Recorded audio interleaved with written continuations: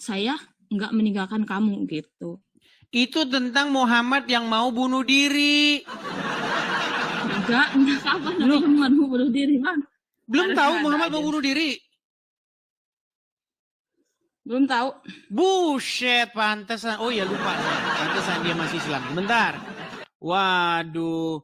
Jadi tidak tahu. Saya ngerti agama Islam, makanya saya Lu tetap di kalau Anda agama tahu Islam. bagaimana Anda Saya tidak tahu dan Muhammad pernah ingin bunuh diri? Nih, paling ini lanjutin logis. yang kemarin ya teman-teman ya. Nih, saya balik nih. Ini banyak umat muslim Coba tidak tahu hadisnya ajaran mana? agama Coba biar Islam. saya searching. Oke nih. Coba Perhatikan hadisnya mana? ini ya.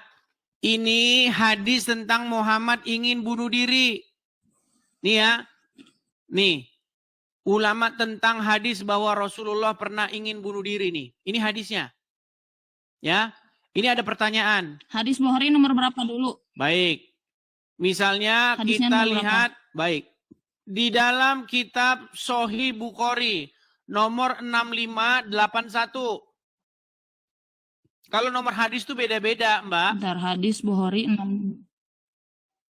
Iya, nomor hadis itu beda-beda, tergantung cetakan mana. Nah, tapi di sini nomornya itu 6581. Nih, dibacakan ya. Az-Zuhri berkata, Urwah memberitahuku dari Aisyah. Semoga Allah meridhoinya. Yang berkata bahwa wahyu terhenti untuk beberapa waktu. Hingga Nabi SAW bersedih. Menurut kabar yang sampai kepada kami, sampai pada titik kesedihan yang membuat beliau berkali-kali pergi karena ingin bunuh diri dengan cara melompat dari puncak gunung. Muhammad tuh sempat mau bunuh diri. Aduh, nggak percaya. Karena apa? Selidik punya selidik, telusur punya telusur. Sebenarnya karena Warokah meninggal. Ketika Warokah bin Naufal meninggal, wahyu tidak datang-datang. Tidak berhenti wahyu itu tidak turun. Akhirnya Muhammad pusing, dia sedih, dia ingin bunuh diri. Nah, menurut hasil penyelidikan saya, tentulah itu karena selama ini wahyunya berasal dari Warokah bin Naufal. Seorang Nasrani yang mengerti kitab-kitab terdahulu. Nih, setiap kali beliau naik ke puncak gunung untuk melemparkan dirinya, Jibril menampakkan diri dan mengatakan, wahai Muhammad, sesungguhnya engkau betul-betul Rasulullah. Nah ini. Muhammad sempat mau bunuh diri, Mbak Muhammad. Muhammad Nazir. Sekarang percaya? Ya, tapi di sini kan Bang, coba di sini kan ada redaksi hadisnya nih. Coba tunjukin menurut versimu. Agak buram. Kabar yang sampai, kelihatan nggak? Agak buram. Menurut kabar yang sampai kepada kami, berarti itu tuh berarti ada redaksi Nabi Muhammad ingin bunuh diri. Itu tuh cuman kabar aja, Bang. Cuman kabar. Lu terus Muhammad memerintahkan ini tuh bukan kabar. Waduh, kabar itu bukan kabar apa? Apa sih arti hadis? Arti hadis tahu nggak apa? Hadis itu artinya apa? Arti hadis itu nggak saya tanya. Arti hadis itu apa? Perkataan. Iya, hadis itu artinya kata-kata, berita, kabar, informasi. Itu hadis itu. Riwayat. Tapi kan di sini, Bang, di sini kan ada nih ya penjelasannya. Penambahan redaksi itu bukan berasal dari Aisyah. Nah inilah kalau hadis yang bikin bangkrut, kalau hadis yang bikin rugi, sama mereka dipalsu-palsui. Nih saya tunjukin saja ya hadisnya ya. Nih, itu hadis itu ada di dalam Sahih Muslim, Sahih Bukhari, ya ada semua itu hadis-hadis. Itu jelas sekali hadisnya. Ya. Nih, hadis tentang Muhammad ingin bunuh diri ada. Tapi menurut Syekh Az-Zuhri. Hmm. Beliau mengatakan bahwa ketiga kabar dari Az-Zuhri atau selain dia tidaklah diterima karena status sanad dari hadis ini adalah terputus sejak dari perawi pertama, Bang. Iya, itu adalah salah satu upaya umat muslim.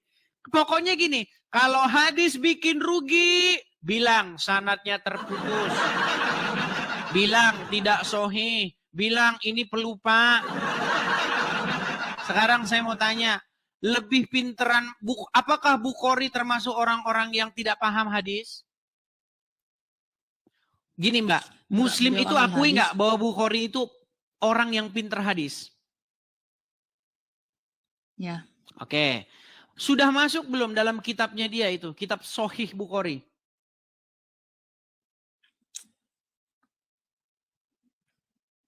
Itu sama seperti hadis Aisyah Aisyah dinikahi Muhammad ketika berumur 6 tahun dan digauli ketika berumur 9 tahun. Sama umat muslim zaman sekarang itu akan dipalsu-palsukan. Iya.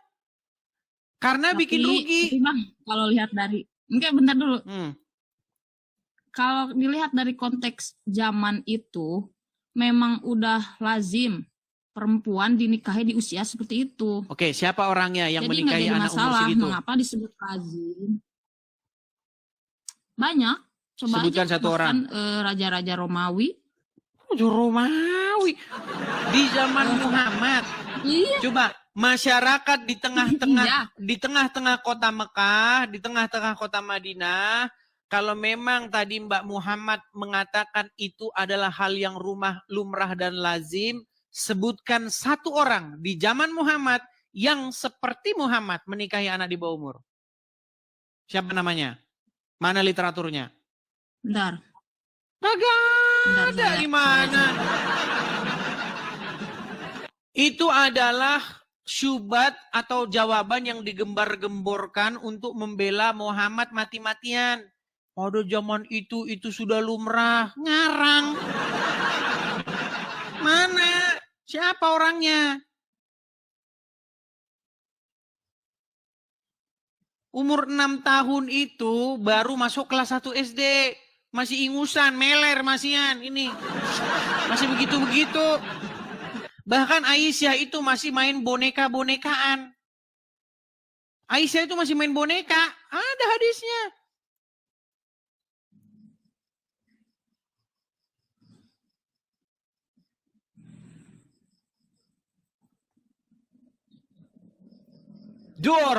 Iya, tapi saya pernah membaca informasi bahwa menikahi anak di bawah umur itu dibolehkan pada masa itu 9 tahun. Tapi kan tetap aja dinikahi 6 tahun, tapi kan nggak langsung bersama gitu. Iya, digauli pada waktu berumur 9 tahun. Nah, apakah 9 tahun? Pada usia 12 tahun. 12 tahun, 9 tahun. Tapi ada ini hadis dari Coba Hisham mana hadisnya? bin Urwah. Kalau ada hadisnya yang mengatakan Aisyah digauli umur 12 tahun, saya lompat dari Monas. Mana hadisnya? Tunjukin. Tidak ada hadis yang bilang begitu, Mbak. Aduh, janganlah menebar kebohongan. Walaupun di dalam ajaran agama Islam itu boleh berdusta dalam 3 hal, tolong jangan dipraktekin di sini. Ya tapi kan Bang, walaupun dibolehin berbohong, tapi itu logis loh. Kan sekarang ada 3, saya tahu. Oke, apakah Muhammad begini Mbak, menurut orang Islam, Muhammad itu gelarnya Al-Amin, bener nggak? Betul. Apa itu Al-Amin? Orang yang dapat dipercaya. Jujur, betul? Oke, apa itu bohong? Bohong itu berkata tidak sesuai dengan faktanya. Bagaimana mungkin Muhammad bergelar Al-Amin, terpercaya, di detik yang sama dia ngajarin bohong? Tapi kan coba kalau dilihat dari penjelasannya, bohong di sana pertama untuk mendamaikan orang yang bermusuhan. Masa sih Bang, contoh, saya kasih contoh. Kan Sebentar, saya kasih contoh. Orang yang bermusuhan. Jelek. Contoh, ada mazhab, taruhlah mazhab Hanafi dengan mazhab Hambali. Mereka kan beda. Iya. Nah, contohnya Beda. masalah kunut dan tidak kunut. Menurut mazhab yang A, kunut, wajib kunut. Sholat subuh wajib kunut. Menurut mazhab B, tidak wajib kunut. Tidak kunut. Yang satu Ya. bilang kunut. Berarti untuk mendamaikan dua pihak yang bertikai ini, apa yang harus dilakukan umat muslim? Ini nggak bertikai, itu cuma beda pendapat. Maksudnya Bermusuhan dan berbeda beda pendapat itu beda bertikai dong, juga. Bang. Mendamaikan Enggak. orang yang bertikai, salah satunya jika ada mazhab yang berbeda, Coba maka beda pendapat dan solusinya bertikai berbohong. itu beda definisinya, Kak. Beda definisinya, Kak. Gimana? Beda pendapat dan bertikai itu jelas beda definisinya. Saya yakin Anda lebih pintar dari saya untuk Oke, memahami ada kata-kata saya. Oke, orang yang berbeda pendapat masalah kunut dan tidak kunut, mereka itu bertikai secara akidah nggak? Enggak. Bullshit. Iya, Oke itu lah. cuma syariat doang. Kan? Oke lah. Islam itu ada fikih itu Baik. syariat. Kalau akidah enggak Baik. bertengkar, semuanya Coba sama buka, pendapat. oke, coba Mbak Muhammad Nazir, coba buka Quran surat Al-Ahzab ayat yang ke-70. Bentar. KS. Al-Ahzab atau surat yang ke-33. Ayat berapa? 33. 70, ayat yang ke-70.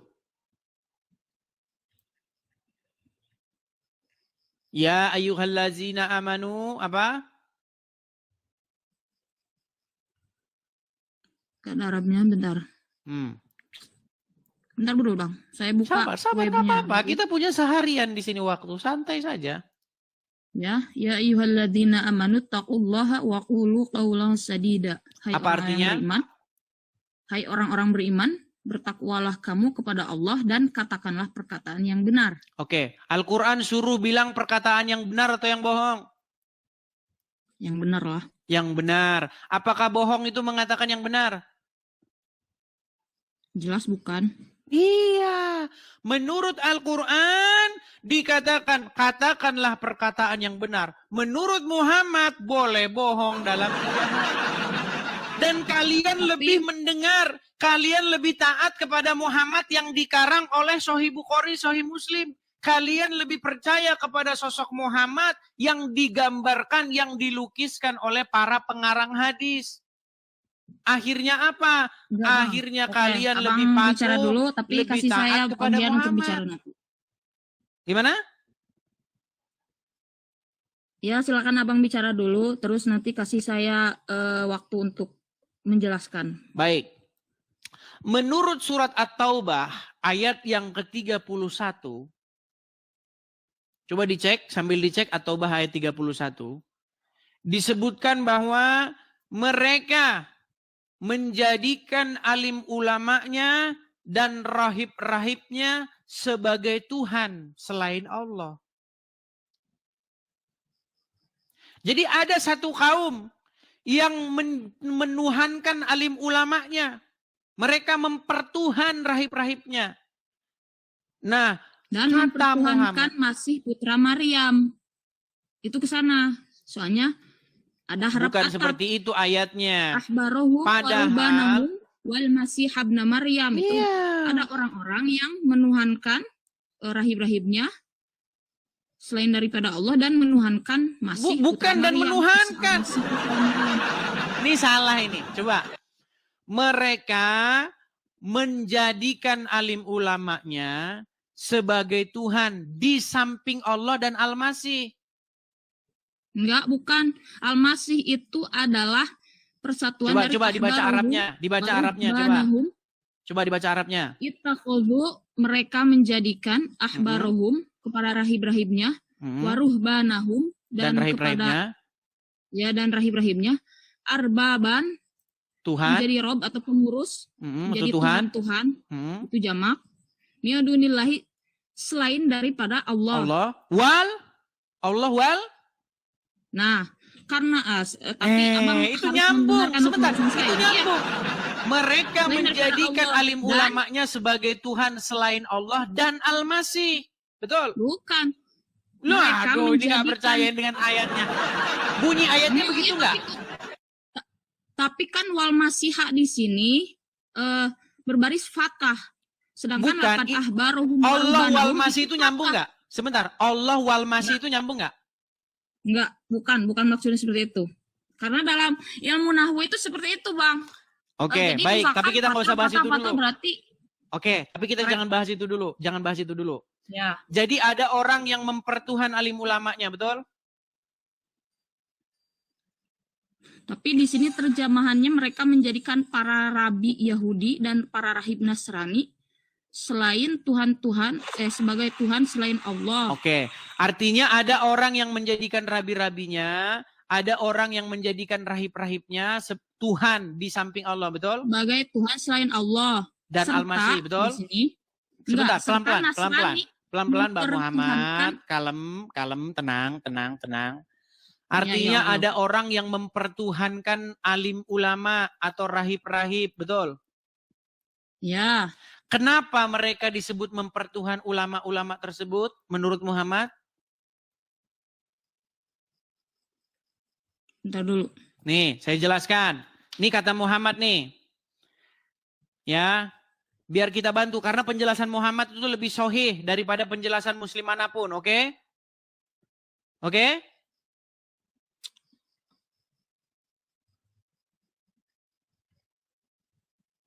Nih, sebentar. Di dalam tafsir Ibnu Katsir, Muhammad menjelaskan ayat ini. Perhatikan ya, saya bantu. Nanti inilah bukti umat Islam sudah mempertuhan Muhammad nih. Perhatikan. Enggak. Lihat ya. Saya enggak Surat setuju. At-Taubah ayat 31. Perhatikan. Orang-orang Yahudi berkata, Uzair putra Allah. Dan orang-orang Nasrani berkata, Al-Masih putra Allah. Demikian itulah ucapan mereka dengan mulut mereka. Mereka meniru perkataan orang-orang kafir yang terdahulu. Dilaknati Allah lah mereka. Bagaimana mereka sampai berpaling. Mereka menjadikan orang-orang alimnya dan rahib-rahib mereka sebagai Tuhan selain Allah. Dan juga mempertuhankan Al-Masih dan seterusnya. Nih ya. Nih, nanti Muhammad menjelaskan ayat ini. Perhatikan. Adalah seseorang yang bernama Adi ibn Hatim. Perhatikan ya. Nih. Webnya apa, Bang? Webnya apa sih? Nih Itu tafsir nama-nama Ibnu itu. Katsir. Tafsir Ibnu Katsir. Ya. Nah, di sini apa yang dikatakan Muhammad? Perhatikan. Pernah ada seorang yang memprotes ayat ini. Bentar ya. Perhatikan.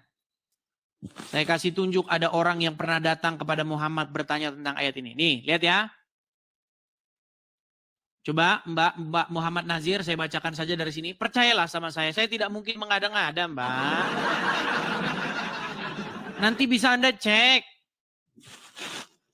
Sudah? Tolong lihat kemari. Oke, lihat ya. Nih. Bahwa sampai kepadanya dakwah dari Rasulullah. Sampai kepada Adi ibn Hatim. Ya. Ia lari ke negeri Syam.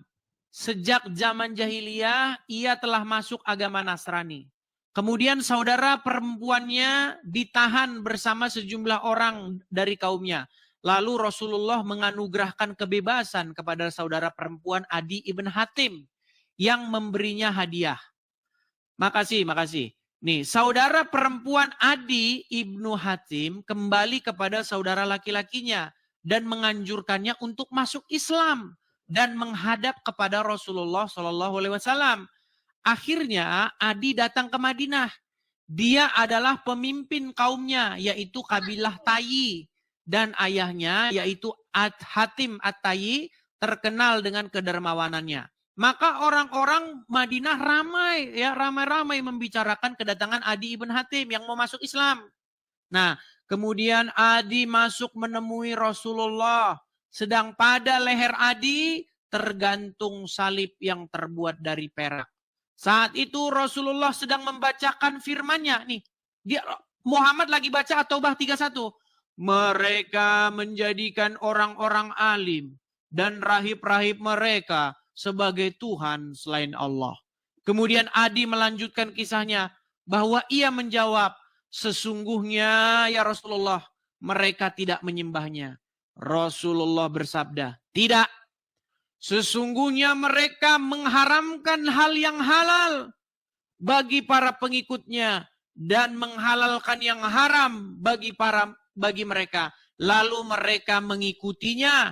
Yang demikian itulah ibadah mereka kepada orang-orang alim dan rahib-rahib mereka.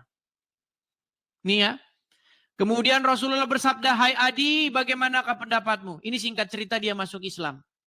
Jadi kata Muhammad, orang menuhankan alim ulamanya ketika mereka lebih patuh kepada alim ulamanya ketimbang patuh kepada Allah. Contohnya, ulama bilang darah halal, padahal Allah bilang darah haram. Jadi ketika ulama mengharamkan yang halal atau menghalalkan yang haram, umat lebih taat kepada ulama itu. Nah, inilah yang dilakukan oleh umat muslim sekarang. Menurut Al-Quran surat Al-Ahzab ayat 70, ya ayyuhallazina amanu, wahai orang-orang yang beriman, katakanlah perkataan yang benar. Tapi kata Muhammad, boleh bohong. Dan umat muslim lebih patuh, lebih taat kepada Muhammad ketimbang kepada Allah. Makanya saya bilang, kalian sudah mempertuhan Muhammad menurut penjelasan Muhammad sendiri. Loh, Muhammad bilang kalau ada seseorang yang mengharamkan yang halal atau menghalalkan yang haram, kalian lebih ikuti itu ketimbang ikuti Allah. Itulah penyembahan kalian. Itulah ibadah kalian kepada mereka. Ini umat muslim lakukan kepada Muhammad. Di dalam Al-Quran, darah udah, itu Bang, haram. udah. Coba saya tanya, menurut Al-Quran darah haram nggak? Haram. Oke, tapi ikut Muhammad minum darah Muhammad nggak? Ada kisahnya salah satu sahabat Nabi yang minum darah Nabi. Nah, jadi di situ Muhammad menghalalkan yang haram nggak?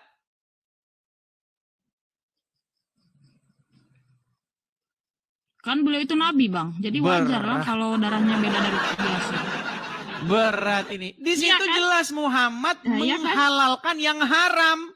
Dan umat muslim lebih patuh kepada Muhammad ketimbang patuh kepada Allah. Makanya kalian lebih mempertuhan Muhammad.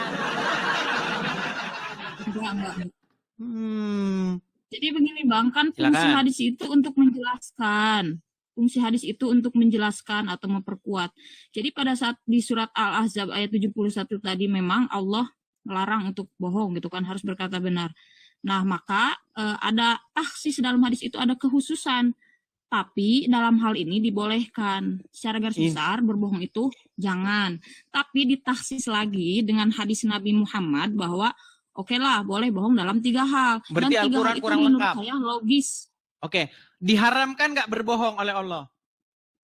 Diharamkan. Diharamkan sama Dan Muhammad Nabi dihalalkan nggak? Dalam hadis-hadis yang lain mengharamkan juga Bang. Banyak hadis yang mengharamkan bahwa. Iya, bahkan di dalam hadis yang lain. Hanya satu hadis doang yang dibawa oleh Abang. Makanya Coba saya bilang, Mbak. Gini loh, makanya saya bilang begini. Apa kan jangan bohong gitu kan. Di dalam hadis itu dikatakan, orang boleh. Menurut Al-Quran, orang yang berbohong itu tanda-tanda orang yang tidak beriman. Betul nggak? Coba di ayat berapa, Bang? Waduh, ini saya tunjukkan lagi nih. Waduh. Menurut Al-Quran, bohong itu tanda orang tidak beriman. Perhatikan. Nih ya. Bohong tanda orang tidak beriman. Tidak beriman. Al-Quran. Waduh, berat ini. Menurut Al-Quran, nih. Surat, saya kasih contoh ya. Nih, saya kasih contoh. Surat apa? Baik. Kita kasih contoh. Di dalam Quran surat. Sebentar, pelan-pelan ya. Nih. Surat Al-Baqarah ayat yang ke-10. Nih. Surat Al-Baqarah ayat 10. Sebentar. Quran surat Ghafir ayat 28. Nih.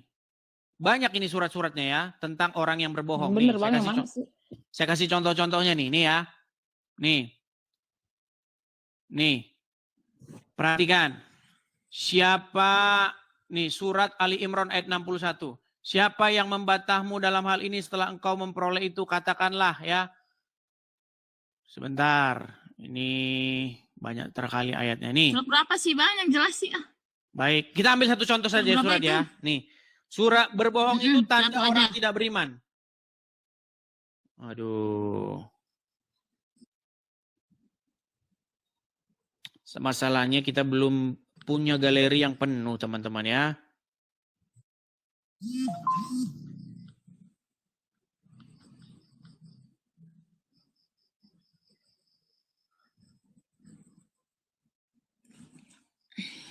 Sabar. Tapi tetap aja sih kan 3 hal bohong itu kan emang logis lah. Coba pasti saya yakin hati kalian kalau dengan bersih menerimanya itu logis. Orang yang bertikai ya kita damaikan.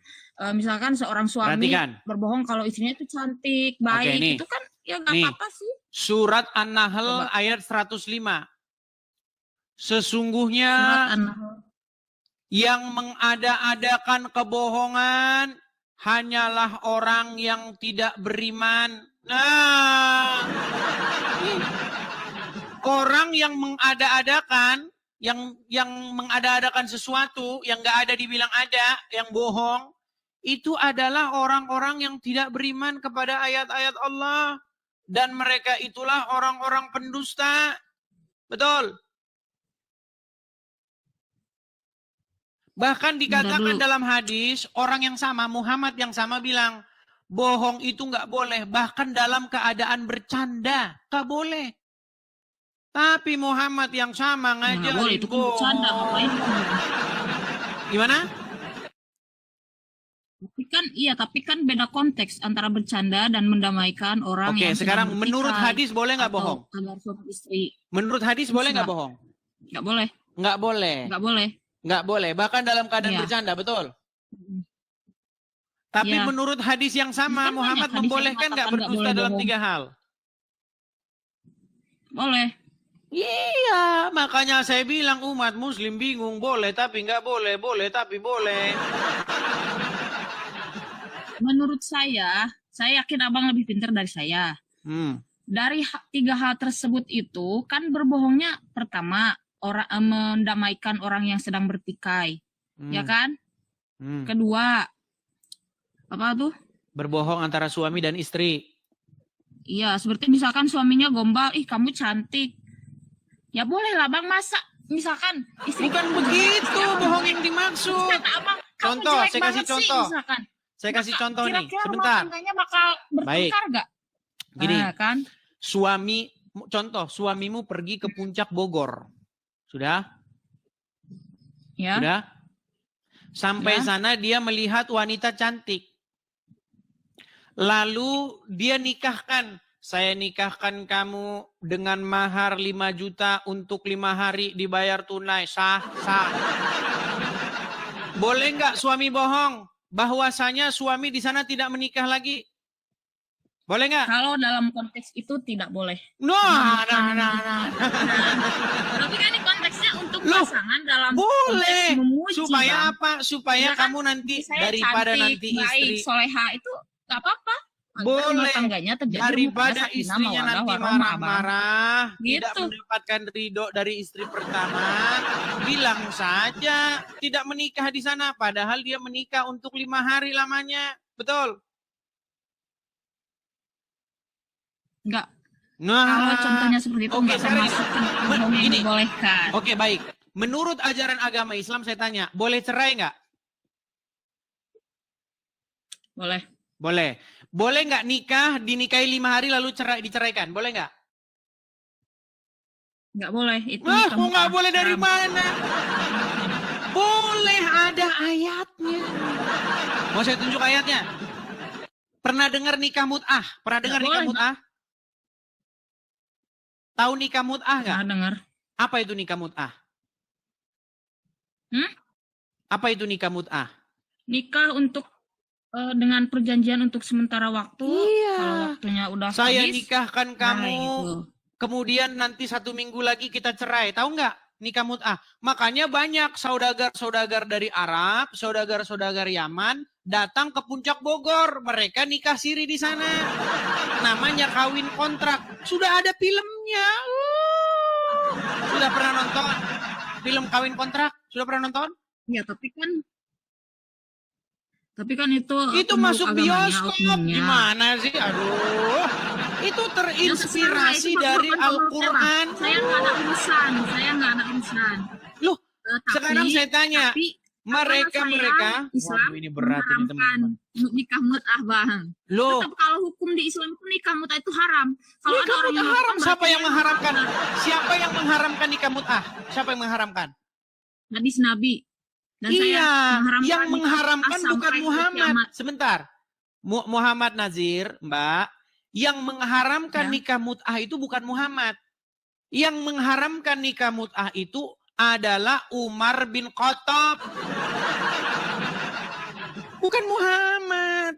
Muhammad tidak pernah mengharamkan. Nih, saya tunjuk hadisnya. Memang Ada. mereka ini tidak tahu ya. Nih, Tahu saya, Bang. hadis tentang pengharaman nikah mut'ah. Sebentar. Aduh, banyak ini mereka tidak tahu ya. Itu yang Ada hadis Imam mengharamkan. Meriwayatkan bahwa Rasulullah mengharamkan nikah mut'ah. Enggak dengan ada, bukan sabdanya. Muhammad yang mengharamkan nikah mut'ah. Ada hadis Yang Muslim. mengharamkan itu adalah Umar bin Khattab. Nih ya. Enggak, ada hadis Muslim. Baik, baik ya. Kita tunjukkan teman-teman ya. Bagaimana Umar bin Khattab itu mengharamkan nikah mut'ah. Nih ya. Perhatikan, saya akan tunjukkan. Ini kita pakai literasi-literasi muslim ya teman-teman ya. Nih. Perhatikan ya. Mengenai hukum kawin kontrak atau nikah sementara. Jadi kalau bapak-bapak muslim, ya kalian berangkat sono ke Bogor. Ke puncak. Ya. Bawa duit 10 juta. Menikah di sana seminggu. Lihat. Perhatikan ya. Saya tunjukkan dalil-dalilnya. Bagaimana Umar bin Khattab itu melarang ya, melarang nikah mut'ah ini. Nih. Dalam hadis yang diriwayatkan At-Tirmizi, Abdullah bin Abbas ya, RA mengatakan bahwa nikah mut'ah pernah dibolehkan di awal-awal pensyariatan. Saat itu seorang yang mengembara di suatu negeri tanpa memiliki pengetahuan beberapa lama akan tinggal. Lalu dia menikah dengan seorang wanita sekedar masa bermukim di negeri itu. Istrinya itu memelihara hartanya dan mengurusinya hingga turunnya ayat yang berbunyi. Nih, ayatnya berbunyi nih. Itu ada suratnya. Ya, aduh jangan ditutup kameranya. Sebagaimana Al-Quran, nih perhatikan ya, nah ini saya bacakan lagi nih. Misalnya tentang mut'ah, dibolehkannya ketika terpaksa, setelah itu diharamkan. Seperti apa yang diriwayatkan oleh Ali bin Abu Thalib dan beberapa sahabat yang lain. Antara lain sebagai berikut, dari Saburah al-Jurhani. Sesungguhnya ia pernah berperang bersama Nabi dalam peperangan Fathul Makkah. Kemudian Nabi memberikan izin kepada mereka untuk kawin mut'ah. Ya. Katanya kemudian Saburah tidak pernah keluar sehingga Rasulullah mengharamkan kawin mut'ah itu. Ini nikah mut'ah ini yang mengharamkan ini kontroversi sampai Umar bin Khattab. Umar bin Khattab akhirnya yang mengharamkan ini. Ya. Jangan dibalik kameranya, jangan malu jadi orang Islam. Nih, katakan ya nih. Dalam satu riwayat dari Arabi, nih, ini perhatikan. Wahai manusia, ini kata Rasulullah nih. Wahai manusia, dahulu aku mengizinkan kamu nikah mut'ah. Kemudian ketahuilah bahwa Allah SWT telah mengharamkannya sampai hari kiamat. Dulu pernah dihalalkan. Nah, itu kan ada. Nah, berarti haram sampai hari kiamat. Oke, berarti sempat dihalalkan nggak? Berarti haram. Berarti pernah halal nggak? Apa? Pernah halal nggak? Zaman dulu. Pernah Waduh, sekali-kali karena lihat kondisi berat. dan keadaan. Pernah halal nggak? Pernah halal nggak? Pernah saat zaman perang. Nih saya tunjukin dalilnya ya. Di mana sebenarnya itu dalam Al-Quran? Nih, saya kasih tunjuk dalilnya dalam Al-Quran. Di dalam surat An-Nisa ayat yang ke-24. Nih, waduh, memang orang Islam sulit ini dengan menerima kenyataan. Perhatikan, perhatikan. Nih, surat An-Nisa ayat yang ke-24. Lihat ya. Oke. Dan diharamkan juga kamu mengawini wanita yang bersuami. Kecuali wanita yang bersuami pun boleh. Yaitu wanita-wanita yang bersuami yang keadaannya seperti apa? Yang sudah jadi budak yang kamu miliki. Sebagai ketetapannya atas kamu. Dan dihalalkan bagi kamu yang selain yang demikian itu mencari istri-istri dengan hartamu untuk dikawini, bukan untuk berzina.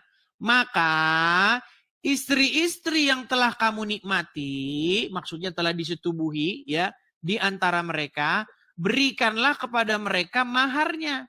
Berikan bayarannya sebagai suatu kewajiban. Nah ini.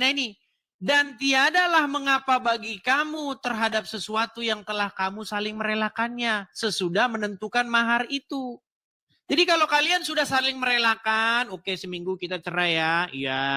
Nggak apa-apa, yang penting maharnya sudah dibayar. Merelakan dia nggak dikasih mahar, ya udah berarti nggak apa-apa.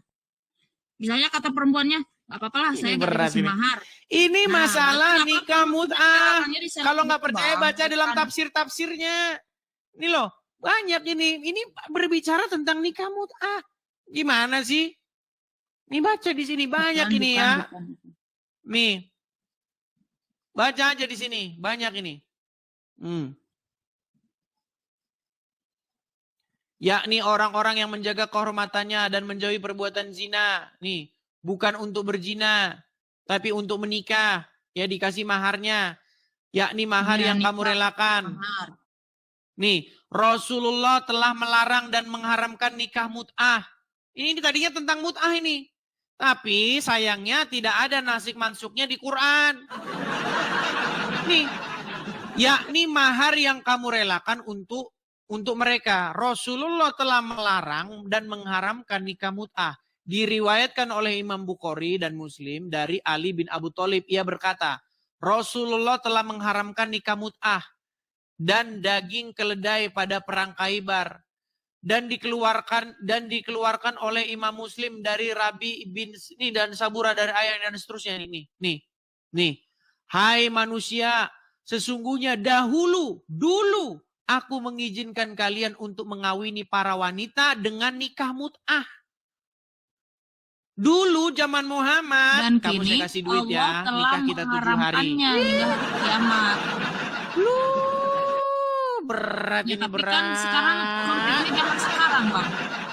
Karena tahu nggak Muhammad Nazir kenapa kamu jadi seperti ini? Karena kamu Ya, tapi karena kan konteksnya karena di saya zaman tahu karena sekarang, Bang. nalarmu Ini kan kita loh ini lagi kok hidup seperti di zaman prostitusi sekarang. terselubung. Dengar, nalarmu kan berpikir ini kok macam seperti prostitusi berselubung. Kan kamu gitu kan? Nih, sesungguhnya dahulu aku Enggak. mengizinkan kalian. Dia Kini disesuaikan Allah dengan telah zaman, Bang. mengharamkannya Disesuaikan hingga dengan hari zaman. kiamat. Maka barang siapa yang melakukan hal itu, maka hendaklah ia meninggalkannya dan janganlah Hendaklah ia kalian meninggalkan, mengambil ha? apa yang kalian telah berikan kepada istri-istri dengan kalian mut'ah. Nih ya, maksudnya begini loh, ini nikah mut'ah ini itu dilarang di hadis, nggak ada di Quran.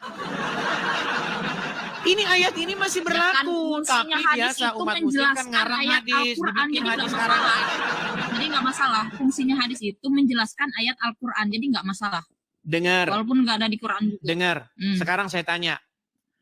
Apakah ada pembatalan ayat nikah mut'ah itu di Quran? Tidak ada nasih dan Tidak mansuknya. ada. Tidak ada nasih mansuknya di Quran. Makanya umat muslim harus ngarang hadis bahwa itu diharamkan oleh Muhammad di hadis. Kenapa? Kenapa saya mengatakan bahwa hadis itu karangan? Karena ada hadis yang selanjutnya mengatakan bahwa di zaman Umar bin Khattab menjadi khalifah, nikah mut'ah masih dilaksanakan. Lalu Umar bin Khattab lah yang menghapuskan nikah mut'ah itu. Kalau memang Ya, di berarti zaman itu Muhammad emang sudah orang yang melaksanakan nikah aduh, mut'ah itu berat yang ini, nggak berat, nurut, Mbak. berat. Salah dari hadisnya. Bener kan? Kalau Nabi Muhammad udah ngelarang, tapi pada saat di zaman Umar bin Khattab ada yang masih melakukan. Berarti emang orang-orang tersebut yang emang Oke. melanggar dari hadis Baik. Nabi tersebut, larangan hadis Saya jawab. Nabi. Saya jawab. Sekarang Muhammad Nazir, kalau ada wahyu tentang pelarangan nikah mut'ah, maka wahyu itu harus masuk ke dalam Al-Quran, betul? Ulang delay. Kalau Muhammad dapat wahyu, seharusnya wahyu masuk ke mana? Ke Quran atau tidak? Ada yang masuk ke hadis qudsi dan ada yang masuk ke Quran. Oke, tunjukkan di hadis qudsi atau hadis di Quran bahwasanya nikah mut'ah sudah dilarang.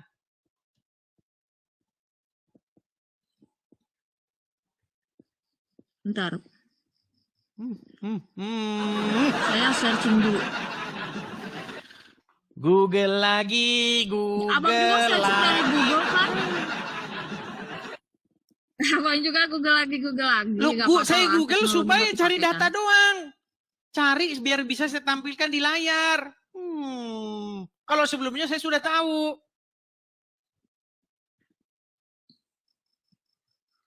Oke, saya Ayo. jawabannya ya. Tidak ada hadis qudsi yang secara langsung melarang nikah mut'ah, akan tetapi nikah mut'ah dilarang berdasarkan hadis sahih yang diriwayatkan oleh para sahabat Di dan Quran ada ulama. tidak?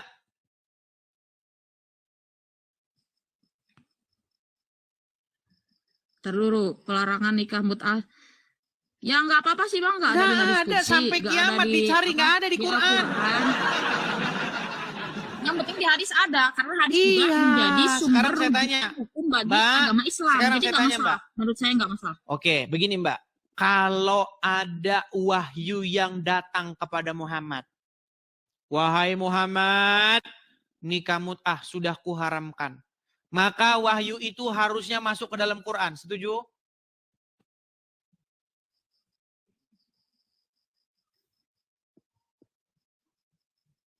Nggak seharusnya juga sih. Berarti Muhammad tidak memasukkan wahyu-wahyu ke dalam Quran. Berarti kalau Muhammad dapat wahyu tidak ditulis oleh para sahabat. Berat ini teman-teman. Sekarang saya tanya, jika Muhammad mendapat wahyu, maka wahyu itu menurut sejarah orang Islam dimasukkan Quran nggak? Dimasukkan Quran. Iya, tapi kenapa wahyu pengharaman nikah mut'ah tidak masuk Quran? Karena memang nggak ada. Yang ngarang itu para pengarang hadis. Gimana? Emang nikah mut'ah nggak ada di Al-Quran pelarangannya, tapi dalam hadis ada, dan semua tingkah laku Nabi Muhammad, perkataannya itu bisa menjadi sumber rujukan. Karena Al-Quran sendiri Apakah Muhammad Oke, menurut surat An-Nahl. Oke, coba baca surat An-Nahl ayat 3 dan 4. Bentar dulu. Penjelasan saya dulu Bang, dengerin dulu. Jangan. Mengapa perkataan Nabi Muhammad harus dituruti? Kan memang sudah dilegalitas oleh Al-Quran. Kata Allah kan, apa itu? Sesungguhnya Nabi Muhammad itu berada pada contoh yang baik. Laqad kana lakum fi Rasulillahi uswatun hasanah. Jadi apa yang beliau sabdakan, apa yang beliau lakukan berarti itu baik. Gitu. Oke. Menikahi anak di bawah umur baik. Semuanya sih. Menikahi anak di bawah umur baik. Tergantung konteks zaman. Nah, tergantung konteksnya lagi sekarang kan. Semuanya berubah kan. Katanya tadi baik, sekarang nggak baik. Berarti suri tauladannya itu bukan sepanjang masa. Sepanjang masa. Kalau sepanjang masa berarti sekarang baik nggak menikahi anak di bawah umur? Tergantung Bang. Tergantung. Coba, terus ini gimana? Anak di bawah umur zaman dulu, zaman Nabi Muhammad, segede apa, sedewasa apa, secerdas apa. Baik. Dan anak di bawah umur zaman sekarang, beda, jelas beda. Pola pikir jauh menurut saya. Karena pengaruh makanan, Apakah cuaca umur dan 6 tahun, apakah umur 6 tahun di zaman Muhammad itu anak di bawah umur atau dewasa? bisa saja disebut di bawah umur atau bisa juga disebut dewasa. Tergantung orangnya. Umur 6 tahun sudah dewasa? Tapi kan tidak ada syarat harus menikahi wanita dewasa, Bang. Tadi katanya segala yang dilakukan Muhammad itu contoh yang baik. Sekarang kita ambil contoh yang dilakukan Muhammad ternyata tidak baik. Ini gimana sih? Muhammad menyuruh wanita menyusui pria yang dewasa. Tahu nggak? Mana hadisnya? Waduh, banyak nggak taunya dia teman-teman. Jadi gini Bang, abang itu kan seorang Katolik, jadi pasti kecil atau besarnya pasti mencari kesalahan agama yang abang bahas. Atau mencari sesuatu. Kesalahan. Oh, sudah salah kok dicari kesalahannya. Tapi enggak. Pernah dengar hadis itu nggak? Bahwa Muhammad menyuruh wanita yang sudah dewasa menyusui pria yang sudah dewasa, yang bukan suaminya. Pernah dengar hadis itu? Belum pernah. Belum pernah. Kita kasih tunjuk teman-teman. Kita harus bersabar ya teman-teman ya. Karena banyak muslim tidak tahu hadis ini. Jadi teman-teman jangan bilang temanya kok sama dengan yang kemarin ya. Karena banyak muslim yang kemarin tidak datang ya. Baik. Karena muslim kemarin tidak datang. Jadi teman-teman sabarlah terhadap muslim yang kemarin belum datang dan belum tahu ya. Lihat. Mbak Muhammad Nazir Hussein. Perhatikan. Perhatikan, ya. Dari Hadis Aisyah. apa itu? Coba saya kasih tahu. Hadis Bukhari misalkan nomor berapa? Oke, Saya baik. perlu searching dulu dong. Hadis, Bu, ini hadisnya. Ya, ini juga hadisnya. Ini hadisnya. Hadis apa, Banyak Bang? nih Hadis hadis-hadisnya. Bukhari atau Muslim? Sahih Muslim, Sahih Bukhari banyak nih. Sahih Muslim, Sahih Bukhari banyak sekali hadis-hadisnya nih. Ya. Iya, tapi maksudnya nomornya berapa lebih spesifiknya? Kalau nomor mah beda-beda, Mbak. Nomor hadis tuh nggak sama. Ada yang bilang nomornya sekian, dikit. Tergantung siapa yang ngeluarin, penerbitnya siapa. Kalau nomor hadis itu nggak pernah sama. Jilid mana, buku penerbit siapa. Makanya beda-beda nomor hadis. Makanya isinya saja. Nih webnya nih, Coba webnya nih. linknya aja, coba apa itu? Rumahfikih.com. Oke, rumahfikih.com. Nih, ada pertanyaan. Rumahfikih.com. Benarkah Aisyah bolehkan laki-laki dewasa menyusu pada wanita biar jadi mahram? Nih, ini ada pertanyaan nih. Assalamualaikum Pak Ustadz. Semoga dirahmati dan diberikan kesehatan oleh Allah. Saya pernah membaca hadis Pak Ustadz tentang anjuran Rasul kepada seorang wanita dewasa untuk menyusui anak angkatnya yang sudah dewasa supaya menjadi mahramnya. Benarkah bahwasanya Siti Aisyah menyetujui bahwa ini adalah cara menjadikan laki-laki dewasa menjadi mahram wanita yang menyusuinya? Sehingga ada ulama Mesir yang berfatwa konyol membolehkan menyusui wanita sudah dewasa. Ini. Lalu bagaimana dan seterusnya ini nih ditunjukin nih dalil-dalilnya. Nih benar nih ya. Memang tidak dipungkiri fakta bahwa Aisyah adalah satu-satunya di antara para sahabat Nabi yang berpendapat bahwa laki-laki yang sudah balik bisa menjadi mahram dengan seorang wanita kalau dia menyusui kepadanya. Nih, ini jelas nih. Hadis pertama nih dari Aisyah bahwasanya Salim bekas budaknya Abu Huzaifah ikut bersama Abu Huzaifah di rumah mereka. Lalu istri Abu Huzaifah, ya, anak perempuan Suhail datang kepada Rasulullah. Sesungguhnya Salim sudah balik. Dan akalnya pun sebagaimana pria dewasa. Itu hadis itu beliau pendapat Aisyah Bang. Bukan pendapat Nabi Muhammad dan seluruh ulama 4 madhab menolak pendapat beliau. Aisyah dapat dari mana? Menolak pendapat beliau. Aisyah dapat dari mana? Bahwa Nabi berkata, ini Aisyah bilang, bahwa Nabi pernah berkata kepada istrinya Abu Huzaifah, sesungguhnya Salim telah balik dan akalnya pun sebagaimana umumnya orang dewasa. Dan dia berada di rumah kami. Sedangkan aku menyangka pada diri Abu Huzaifah ada kecemburuan. Berkenaan dengan hal itu, bagaimanakah yang demikian itu?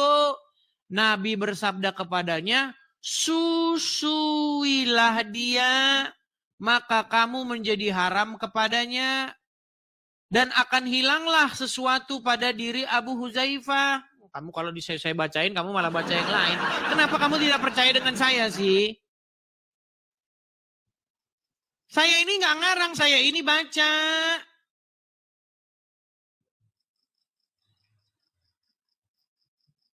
Nih, lalu Sahlah pulang, kemudian dia berkata, sungguh aku telah menyusuinya.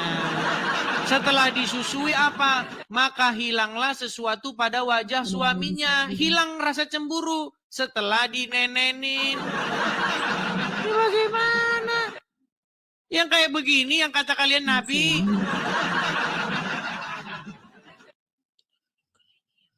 Berat, saudara-saudara.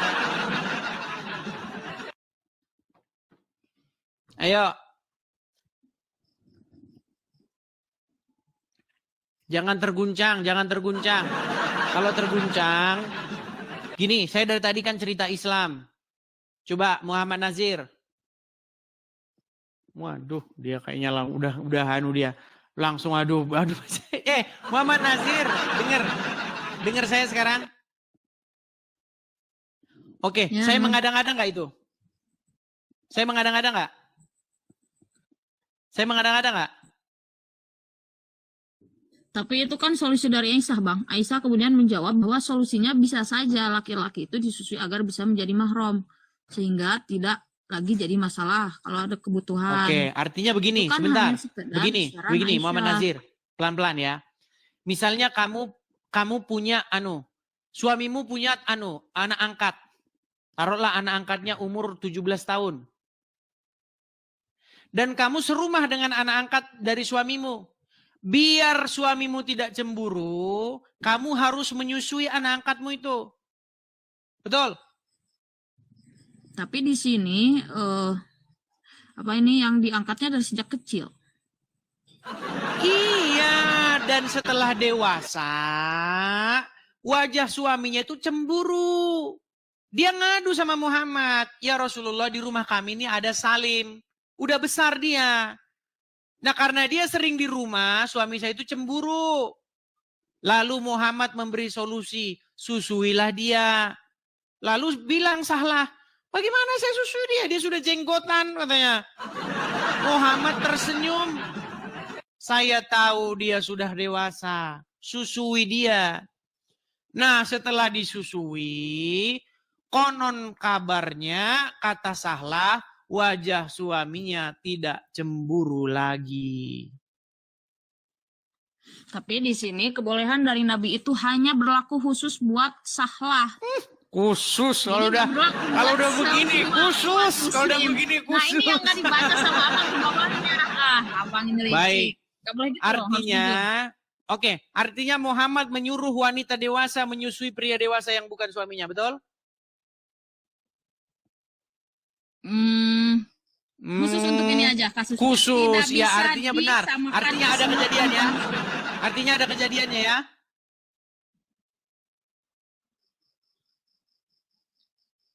Dan ini anak asuhnya juga hampir balik, jadi belum terlalu dewasa lah. Sudah balik, hampir balik, sudah balik. Bang ini di sini tuh. Coba. Waduh, berat ini, berat. Nih, saya balikin lagi ya. Saya balikin. Nih. Apa ini? Nah, nih, saya kasih tunjuk. Yang sudah hampir balik. Baik. Saya tampilkan balik. ya. Berarti belum nyampe 17 tahun konteksnya. Oke, Berarti hampir baik. balik. Nggak masalah. Saya tampilkan hadis-hadis yang lain. Itu dikatakan sudah berjanggut. Ya. Sesungguhnya Salim telah balik. Nih. Nabi SAW berkata, sesungguhnya Salim telah balik. Dan akalnya pun sebagaimana pada umumnya orang dewasa. Dan dia berada di rumah kami. Jelas? Bahkan banyak riwayat-riwayat lain ini nih. Dari Zainab binti Ummu Salamah. Ia berkata, Ummu Salamah berkata kepada Aisyah, sesungguhnya ada seorang yang sudah balik. Nih, sudah balik. Oke, anggaplah saling ini. Oke, kan namanya juga beda pendapat, Bang. Iya, makanya Anggaplah saya saling bilang ini udah itulah balik. kalian. Nah, kalau ada beda pendapat, nih saya kasih solusinya. Kalau Nggak ada ada tuh orang cerita yang orang berbeda sudah balik. pendapat, maka berbohonglah. Supaya tidak Bukan bertikai untuk mendamaikan orang yang berselisih, boleh Coba, bohong menurut hadis. Makanya tanpa Saya cuma kebohongan cari Islam definisi sudah tinggal bertikai dan nama. beda pendapat ya. Bertikai Gimana? dan beda pendapat itu beda, Bang. Coba bertikai dan beda pendapat itu beda definisinya. Saya yakin. Oke lah, jangan ke situ lagi biar nggak muter-muter. Gini, saya cuma mau bilang begini. Ya. Coba Muhammad Nazir, gini. Tema kita kan dari awal ini loh, ini. Biar kita kembali ke tema ya teman-teman ya. Supaya kita panjang lebar tapi kita nggak ada intinya. Gini, dengar. Al-Quran bilang sosok yang suci itu siapa? Isa apa Muhammad? Kalau ada Al-Quran yang bilang Nabi Isa itu suci, ayat berapa? Quran surat berapa? Coba buka surat Maryam ayat yang ke-19. QS Maryam. Ya, Quran yang ke-19 ayat yang ke-19. 19. Oke. 19. 19. Dia Jibril berkata, sungguh aku ini hanya utusan Tuhan untuk menyampaikan anugerah kepadamu seorang anak laki-laki yang suci. Oke, di dalam bahasa Arabnya disebutkan innama ana rasulu min rabbiki li ahaba laki gulaman zakian, betul? Ya. Siapa di situ gulam yang zakian itu? Siapa di situ yang suci di situ? Ya, Nabi Isa alaihissalam. Isa. Menurut Al-Quran, yang suci itu adalah Isa, betul? Betul. Nah, Karena sekarang beliau adakah Muhammad Rasul disebutkan yang suci, orang yang suci? Ya kalau gak disebutin emang kenapa? Iya, artinya yang patut dicontoh, yang patut diteladani, yang diikuti siapa? Muhammad atau Isa? Dua-duanya harus diikuti. Bagaimana dua-duanya? Yang satu saja seperti tadi. Bang, begini, kan dalam agama Islam itu Nabi Isa juga sama seorang figur yang baik, suci. Kenapa kamu hanya mengikuti Muhammad saja, tidak mengikuti Isa? Ya karena ajaran Nabi Isa itu enggak dianjurkan untuk diamalkan di sekitar umat Muhammad zaman sekarang. Berat ini. Inilah, saya sudah punya tema baru, ini akan kita bahas besok. Ya, ini yang berjudul Islamic Dilemma. Ya, dilema di dalam Islam. Ya, ini tema kita besok teman-teman. Quran menyuruh Islam untuk mengimani Injil. Tapi Islam tidak mengimani Injil. Lah ini dilema orang Islam abad tahun 2025. Sekarang saya tanya. Memang. Oke, sekarang saya tanya. Kamu disuruh beriman kepada Injil nggak? Iya. Dan kenapa kamu tidak beriman kepada Injil? Oke, dalam pemahaman saya, ngaji di pesantren, bentar dulu Bang, kasih saya penjelasan. Iman di sana itu kita boleh atau harus mempercayai bahwa Allah pernah menurunkan kitab Zabur, Injil, dan Taurat. Tapi tidak diwajibkan untuk mengamalkannya. Yang harus diamalkan sekarang itu adalah Al-Quran. Berat gitu, ini berat. Ya, emang benar. Emang gitu pemahamannya. Oke, jadi kamu tidak saya percaya bahwa Allah Oke, jadi kamu tidak percaya kepada Injil? Percaya bahwa Allah Mana ayatnya? Disuruh percaya bahwa Allah menurunkan atau disuruh percaya kepada Injil itu? Yang di dalamnya terdapat petunjuk dan cahaya. Ya itu sesuai pemahaman saya dulu pernah ngaji gitu. Makanya teman-teman mereka ini korban ustadz-ustadznya. Kenapa? Kalau sampai umat muslim baca Injil, nanti kitab-kitab karangan ustadz kagak laku, gak ada yang beli lagi. Loh, bayangkan betapa kitab-kitab karangan ulama itu telah menjadi bisnis yang menggiurkan. Makanya dicetak terus. Oh, biar umat muslim beli terus. Kalau sempat Nggak umat apa-apa. muslim baca Injil, nanti kitab-kitab mereka nggak laku. Nih, saya tunjuk lagi ya. Bang, definisi iman itu kan percaya. Ya udah percaya aja. Allah pernah menurunkan kitab Injil. Udah. Baik. Perlu sampai mengamalkan, nggak wajib. Udah itu kan hak prerogatif saya sebagai muslim. Jadi sebenarnya abang nggak bisa mengorek-ngorek lagi karena itu Tapi kan kepercayaan. itu bukan kita kata sebagai Quran. umat Islam. Apa yang disebutkan Al-Quran? Di dalam surat Al-Maidah ayat yang ke-46. Saya bacakan. Nih ya. Di dalam surat Al-Maidah ayat yang ke-46. Apa dikatakan? Perhatikan. Oke. Sabar ya. Nih. Coba kamu yang baca atau saya? Saya aja. Arabnya Baik, atau nih. gimana? Dan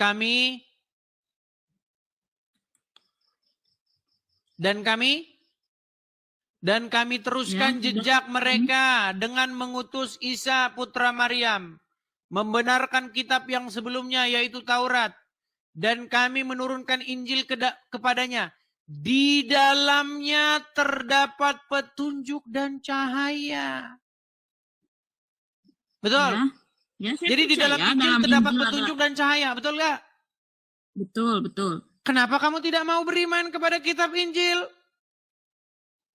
Saya beriman, Bang. Coba definisi iman itu apa? Percaya kan? Ya udah percaya. Apa yang kamu percaya dalam kitab Injil? Di dalam Injil, jangan kamu berdusta, jangan berbohong. Katakan iya jika iya, katakan tidak jika tidak. Tapi kamu lebih percaya kepada kitab Sahih Bukhari. Boleh berdusta. Ya kan?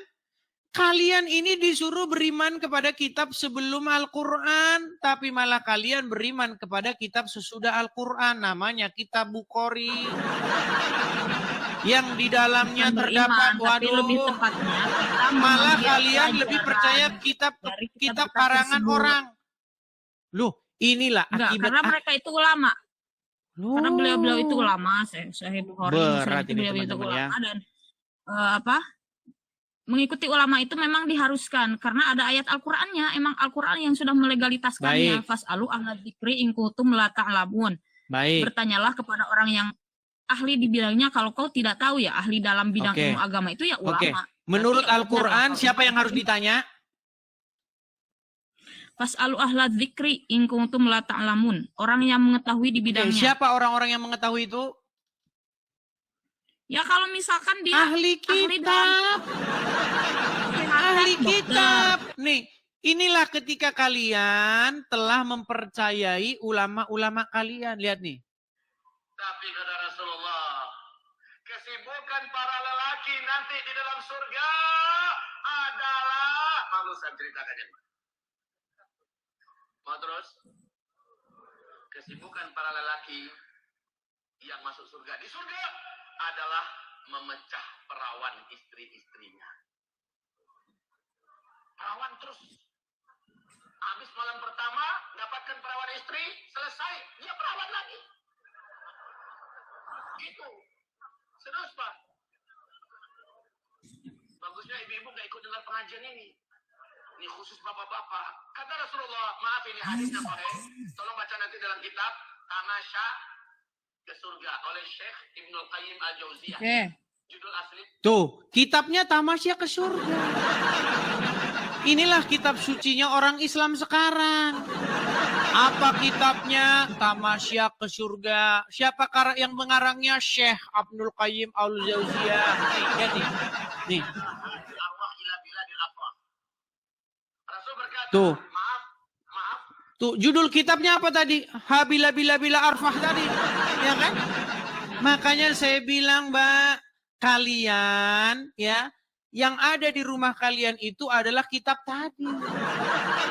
Kitab fikih, kitab kuning, ya kan? Kitab ini. Kitab karangan-karangan ulama. Sementara Al-Quran menyuruh Ya, kalian beriman kepada kitab sebelum Al-Quran. Orang yang paham ilmunya, Bang. Jadi nggak apa-apa. Karena sudah dilegalitaskan dalam Al-Quran. Kalau kita itu harus mengikuti ahla zikri atau orang yang berilmu di bidangnya. Oke, siapa itu Jadi nggak orang-orang yang masalah. berilmu? Ulama. Oke. Menurut Al-Quran, kepada siapakah Muhammad harus bertanya? Nih. Muhammad itu disuruh bertanya kepada orang-orang yang terdahulu. Orang-orang yang membaca kitab yang terdahulu.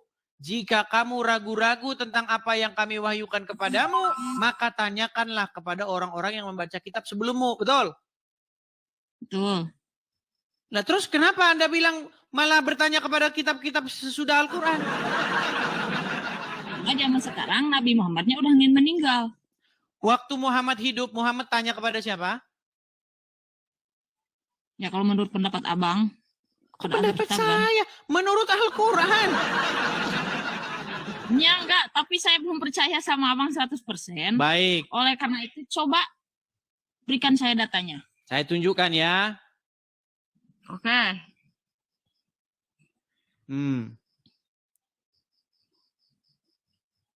Kita tunjukkan di dalam Quran surat sebentar. Aduh, surat berapa? Surat Yunus ayat yang keempat 94. Nih. Ayat 4. Surat Yunus Apa? ayat 94. 94. Perhatikan. Oke.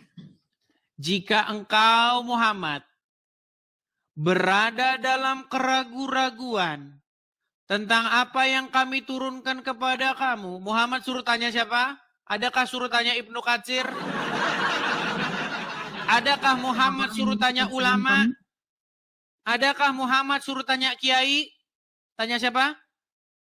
Tanyakanlah kepada orang yang membaca kitab sebelummu. Siapa? Ahli kitab. Pembaca Taurat dan pembaca Injil. Muhammad saja disuruh mengukurnya dari pembaca kitab Taurat maupun pembaca Injil. Sementara umat muslim sekarang malah tanya kepada Sahih Bukhari. Tapi orang yang tanyakanlah kepada orang yang membaca kitab sebelumnya, yakni ulama Yahudi dan Nasrani yang mempelajari Taurat dan Injil. Iya. Jadi tetap intinya mah nanyanya ke ulama-ulama juga, Bang. Ulama. Kalau konteksnya zaman dulu ulama Yahudi dan Nasrani, Loh. konteksnya zaman sekarang Sekarang oke saya lah, tanya.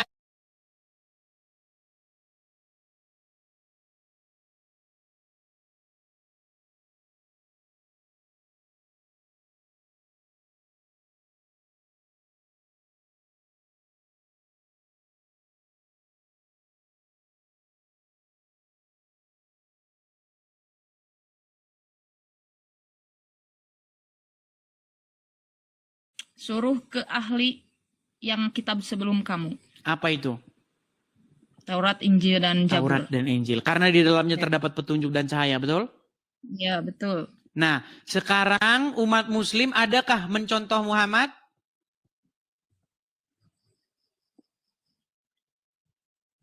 Tergantung orangnya kayaknya. Ada yang iya kan? Loh, kalau Saya kamu belum. zaman sekarang Kalau umat saya belum. muslim malah membenci Yahudi dan Nasrani.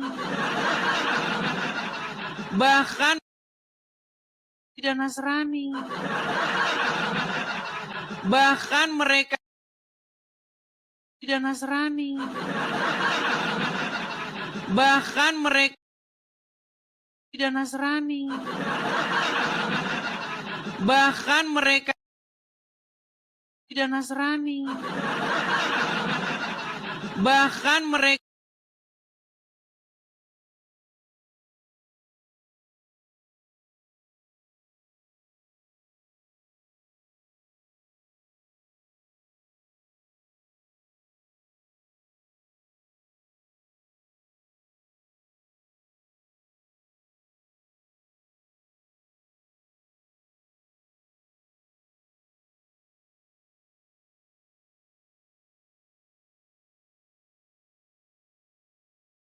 salah satu dari mereka di jalan. Ya, maka Maka? desaklah ia ke jalan yang sempit. suruh mendesak mereka ke jalan yang sempit, betul? Ya, Ini kan ajaran kalian kan? Ajaran Bukhari, enggak. ajaran Muslim. Tapi kan itu ada penjelasan hadisnya. Penjelasan hadisnya lagi kan. Di mana dalam hadis ini penjelasan hadis di mana? Aduh. Makanya saya bilang kepada Yahudi dan Nasrani, di dalam hadis suruh mendesak mereka ke jalan yang sempit. Makanya kalian ini lebih senang mengikuti kitab karangan Bukhari, karangan Sahih Muslim. Akhirnya kalian malah membenci mereka. Seperti yang dilakukan oleh Donditan. Duduk-duduk dengan Yahudi KW. Sok-sok membahas Kristen. Ini yang dilakukan nih. Bagaimana Donditan nih. Ya. Dengan Billy Yahudi. Om Billy Yahudi nih. Nih. Ya, tapi Yahudi gadungan. Nih. Nih ya, saya kasih tunjuk ya. Bagaimana Nabi Muhammad juga kan Bang, Donditan. pernah bermuamalah dengan kaum Yahudi dan Nasrani. Berarti itu boleh bermuamalah sama kaum Yahudi dan Nasrani. Nih, saya kasih contoh nih. Jadi bukan berarti harus membenci. Perhatikan Jadi nih. hadis Ini itu, lihat Abang ini. cuma satu yang pahamnya. Tapi kalau semua hadis itu Sebentar. Abang pelajari, pasti akan bisa memahami Islam secara utuh. Baik. Ini Dondi, dia ngobrol di podcast dan mereka duduk bersama seorang yang ngaku-ngaku Yahudi. Ya taruhlah dianggap Yahudi, anggaplah dia Yahudi. Biar senang. Nah ini orangnya namanya Billy. Ini babak belur terus ini saya bikin kalau diskusi nangis terus ini mewek. Nah, perhatikan apa kata Al-Qur'an? Apa kata Al-Qur'an? Nih. Perhatikan ya. Oke. Nih. Nih, perhatikan. Akan kalian dapati, nih perhatikan ya. Nih, ini ayat Al-Quran. Bentar, blur. Nih, di dalam Al-Quran surat yang kelima, ayat yang 82. Pasti kamu akan dapati orang yang paling keras permusuhannya terhadap orang-orang beriman adalah orang Yahudi dan orang-orang musyrik. Dan pasti akan kamu dapati orang yang paling dekat persahabatannya dengan orang-orang beriman adalah orang-orang yang berkata, sesungguhnya kami adalah orang Nasrani. Menurut Al-Quran, orang yang paling dekat persahabatannya dengan orang yang beriman itu orang yang berkata kami orang Nasrani. Justru paling keras permusuhannya dengan Muslim, dengan orang yang beriman, adalah orang Wahyudi. Lanjutin Bang, itu ada Tapi malah sekarang mereka yang bikin demikian itu podcast karena dengan di orang antara mereka Wahyudi. terdapat para pendeta dan para rahib. Juga, apa itu? Lanjutannya, yang demikian itu karena di antara mereka terdapat para pendeta dan para rahib. Juga karena mereka tidak menyombongkan diri. Betul. Jadi menurut Al-Quran siapa orang yang paling keras permusuhannya dengan orang yang beriman? Quran surat berapa dulu? Saya lihat asbab Surat nuzulnya yang bagaimana. kelima atau surat Al-Maidah ayat ke-82. Waduh, Muslim tidak mengerti Al-Quran. Oh ya lupa, kalau ngerti Quran pasti nggak Islam lagi.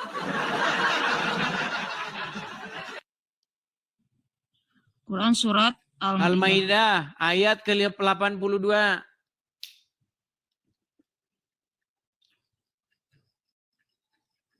Saya justru ngerti Islam, jadi saya masih di agama Islam sampai saat ini. Ngerti Quran tapi berkali-kali ditunjukin ayatnya merasa asing. Ya, tapi kan ngerti itu bukan berarti hafal, Bang. Yang bilang hafal siapa? Bahkan kamunya merasa asing dengan ayat-ayat yang saya bacakan. Coba bacakan Al-Maidah. Oke, Al-Maidah 82 coba baca. Apa di dalam Al-Maidah 82 itu? Bentar, Arabnya apa artinya tuh? Artinya, silakan. Sungguhnya kamu dapati orang yang paling keras permusuhannya terhadap orang beriman ialah orang Yahudi dan orang musyrik. Dan sungguhnya kamu dapati yang paling dekat persahabatannya dengan orang beriman ialah orang berkata. Orang yang berkata, sungguhnya kami ini orang Nasrani. Oke. Jadi menurut Al-Quran, orang yang paling dekat persahabatannya dengan beriman siapa? Orang Nasrani waktu Orang itu. Nasrani. Yang paling berat permusuhannya dengan Muslim siapa? Orang Yahudi waktu itu. Orang Dan Yahudi. sekarang. Tapi karena orang Islam nggak tahu apa-apa, nih, ini yang dilakukan orang Islam sekarang. Perhatikan, nih. Tapi ayat Mereka, ini nih, berkenaan dengan An-Najasyi dan Lu, teman-temannya. ini. Yang Mereka menolong duduk-duduk Islam bersama hijrah ke dengan negeri Wahyu. Najasyi. Ini. Nah, Nih, jadi waktu itu di podcastnya Donditan, nih, Raja lihat nih. Najasyi yang ada Dondi di lagi Ethiopia sekarang, duduk-duduk Bang. bersama Wahyu. Dol. Nih, Kasih saya waktu untuk ngomong. Oke. nih. Sesungguhnya orang yang paling dekat persahabatannya yaitu mereka yang berkata kami ini adalah orang Nasrani. Nah, mereka yang berkata seperti itu pada waktu ayat itu diturunkan, yaitu orang-orang Najasyi. Raja Najasyi itu kan waktu itu beliau beragama Nasrani dan menolong orang Muslim yang hijrah ke negeri Habasyah di Ethiopia sekarang. Begitu, mereka melindungi Harus umat Muslim yang dipelintir hijrah katanya waktu kan. itu. Jadi mereka tidak akan berhenti Nah, mempelintir ini kan- ayat Qur'annya, teman-teman. Selalu mereka akan pelintir itu. Saya tidak akan mempelintir, tapi ini nih. Apakah itu ayat Al-Quran? Apakah itu ayat Al-Quran? Meriwayatkan dari Ibnu Abbas bahwa ayat ini diturunkan asbabun nuzulnya berkenaan dengan An-Najasyi dan teman-temannya, yaitu ketika Ja'far ibnu Abi Thalib membacakan Al-Quran kepada mereka di depan raja negeri. Oke, lalu Ya, siapa mereka orang di Yahudi negeri yang paling keras Habasyah. permusuhannya? Apa? Di situ kan tidak hanya menyebut Nasrani, menyebut Yahudi juga. Yang keras permusuhannya siapa? Banyak lah Bang ini. Pusing saya baca. Berat. Oke lah, tapi itulah intinya. tapi saya paham. Besok kita akan bahas ke situ. Karena begini, yang menjadi permasalahan besar Al-Quran adalah Al-Quran menyuruh beriman kepada Injil, tapi umat Muslim tidak melaksanakannya. Dan kalau umat Muslim disuruh Saya menuntut melaksanakan, Injil, Bang. Saya melaksanakan, saya beriman pada Iya. Injil, Taurat dan Zabur. mana Injilnya? Mana Injilnya?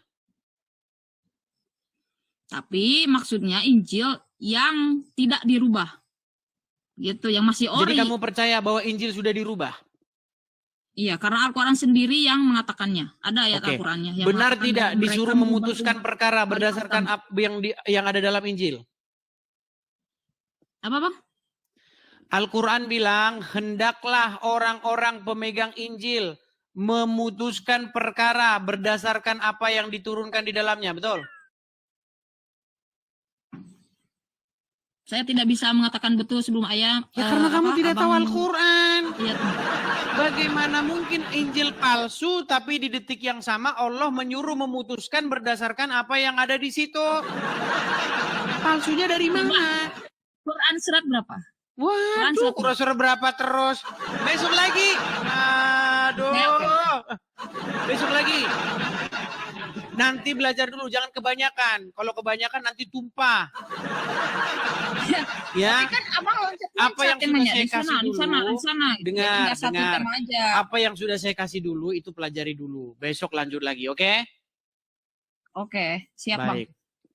Baik, saya rasa itu saja ya, Bu Muhammad Nazir Hussein. Semoga Terima kasih udah dikasih Anda kesempatan. mendapat kebenaran.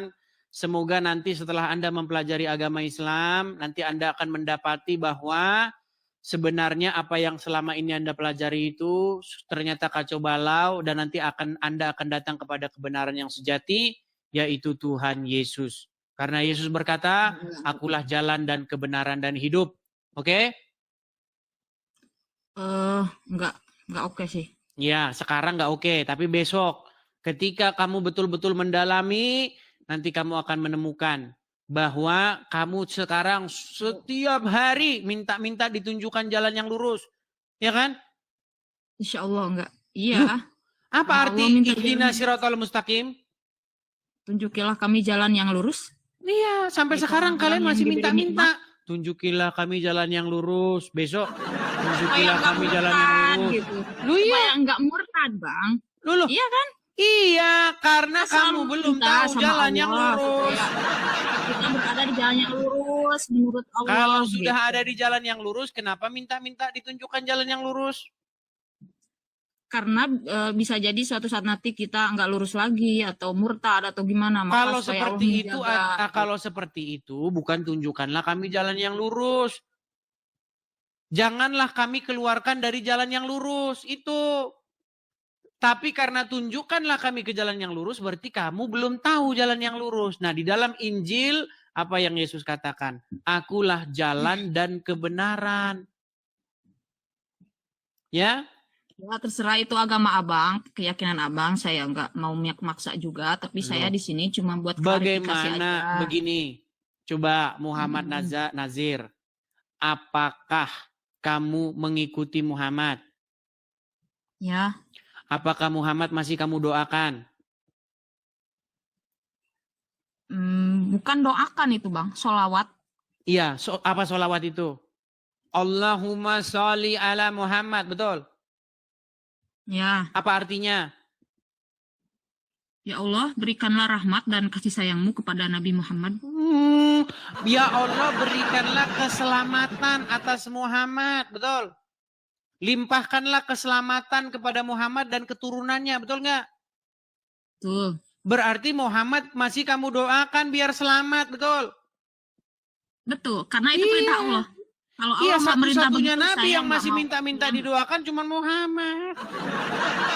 Tidak ada Nabi yang minta-minta didoakan biar selamat, cuma Muhammad Beliau doang. meminta didoakan, tapi atas perintah Allah semua umat muslim harus bersolawat. Oke, sekarang saya tanya, apakah Allah sudah menyelamatkan Muhammad? Gimana pertanyaannya? Apakah Allah sudah memberikan keselamatan kepada Muhammad? Sudah. Kalau sudah, kenapa minta-minta sama Allah supaya memberikan keselamatan kepada Muhammad? Jadi supaya ditambah derajatnya di surga sama Allah. Kurang, keselamatan dari Allah Supaya kurang. ditambah kesempurnaannya. Ya kan derajat dan kesempurnaan dari Allah itu tidak terbatas. Jadi ya Gini loh. itu konteks yang saya pahami. Jadi abang tidak memaksa dan sholli ala memberi Muhammad, betul. Ya Allah berikanlah keselamatan atas Muhammad, betul. Bukan keselamatan, sholli itu rahmat, kasih sayang Allah selalu tercurah sama Nabi Muhammad. Iya, artinya kamu minta supaya Allah mencurahkan keselamatan kepada Muhammad. Rahmat dan keselamatannya, betul. Enggak, bukan keselamatan artinya, rahmat itu kasih sayang. Oke lah, ya ikutilah maksud kamu, saya ikutilah.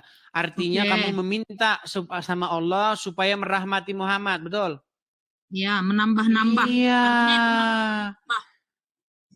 Ya, berarti intinya kamu masih meminta-minta supaya Allah merahmati Muhammad. Iya, kan kalau gitu. Misalkan saya meminta-minta, menurut abang ada sisi nggak logisnya? Loh, katanya Muhammad sudah dirahmati. Tapi masih minta dirahmati lagi. Katanya Muhammad sudah ada di arsinya Allah. Masih. Tapi ini pertanyaan ledekan ya, gini. Banyak para pendebat muslim, polemikus muslim itu sering mengejek. Ini saya balikin. Teman-teman ya, silakan ini teman-teman direkam karena ini bagus ya. Nih, coba. Muhammad Nazir, Mbak Muhammad Nazir. Okay. Apakah Muhammad itu kekasihnya Allah? Ya. Siapa yang mencabut nyawa Muhammad? Malaikat Israel atas perintah Allah. Oke, berarti Allah mencabut nyawa Muhammad? Secara tidak langsung. Oke, berarti Allah mencabut nyawa kekasihnya sendiri? Ya. Nah, perhatikan, nih, perhatikan. Ini kan Muslim sering ledekin. Siapa yang nyabut nyawa Maryam? Tuhan. Terus Yesus Tuhan, iya. Berarti Tuhan nyabut nyawa ibunya sendiri. Nah, ini saya balikin ke Muslim ya. Saya balikin ke Muslim. Nih, perhatikan. Perhatikan ya. Ya. Sabar. Ya saya sabar bang, saya nggak keserupan kok kayak yang bilang abang. Baik ya. Nih perhatikan. Saya akan nih ya. Tadi Anda mengatakan bagaimana? Apakah Muhammad kekasihnya Allah? Betul. Sangat betul. Apakah Allah mencabut nyawa Muhammad? Secara tidak langsung. Berarti Ya, betul. berarti Allah mencabut nyawa kekasihnya sendiri.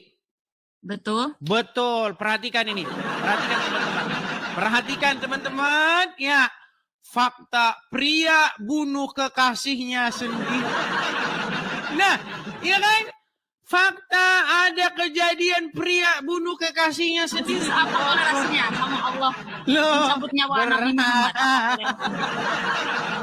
loh, betul. Ini bunuh kekasihnya sendiri, benar nggak? Berarti Ya, dia terus apa terinspirasi hubungannya, dari Bang? siapa? Itu kan bahasanya membunuh, mencabut nyawa dan membunuh. Oke, itu sekarang jelas saya beda. tanya, siapa yang mencabut nyawa Muhammad? Malaikat Ijra'il atas Allah izin bukan? Allah Subhanahu wa taala. Ya, Oke, berarti Allah mencabut nyawa kekasihnya sendiri, betul? betul. Nah, lalu apa ini? Pria di Bogor bunuh kekasihnya sendiri, benar nggak? Coba Abang bedakan. Pria ini bukan Tuhan, tidak punya hak untuk Makanya saya membunuh atau mencabut nyawa bilang, ya. seseorang. Tapi Ini kan, kalau Allah gini, sebentar. dia berhak Dengar, mencabut banyak muslim-muslim nyawa yang hambanya. panas. Dengar, Nah, ya. benar kan? Dengar. Abang blunder nih, blunder. Saudara-saudaraku Bedakan antara sebangsa dan mencabut nyawa. setanah air, dengar. Saya Bedakan bikin begini antara karena membunuh apa? dan mencabut nyawa. Bedakan antara membunuh dan mencabut nyawa, Bang. Oke, Abang apakah harus itu benar tidak dong. mencabut Kalau nyawa gitu- namanya? Enggak lah, itu membunuh, mencabut nyawa itu hanya hak prerogatif Tuhan. Karena ada yang dibunuh secara sengaja, tapi kalau nyawanya belum dicabut sama Tuhan, Ya, nggak jadi akan gini. mati. Banyak. Jadi gini, saya tahu, saya paham kok maksud kamu gini. Saya itu cuman Oke. mau membalik-balikkan keadaan bagaimana umat muslim tuh sering ledekin. Coba Ya. pergi ke komal-komalnya Saya umat paham. muslim. Kamu akui nggak? Ya. Kamu akui nggak? Apa? Kamu akui nggak Apa? bahwa di situ banyak muslim ngeledek-ngeledekin orang Kristen? Ya, tapi di Iya. Komal Abang juga banyak orang Kristen meledek Itu ajaran jawaban. Islam. Kami menjawab, merespon. Ketika Zuma bilang, apakah Yesus Tuhan? Ya, dia tanya sama Islam Kristen-Kristen yang awam. Ya. Ya. Apakah Abangnya sama. Maria ibunya Yesus? Ya. Siapa yang nyabut nyawa Maria? Ibunya apa Tuhan? Berarti anaknya nyabut nyawa ibunya. Betul? Betul nggak? Nah, saya balikin sekarang. Apakah Muhammad kekasihnya Allah? Ya. Apakah Allah mencabut nyawa Muhammad? Ya. Nah, persis kejadian seperti di Bogor. Kekasihnya mencabut nyawa kekasihnya sendiri.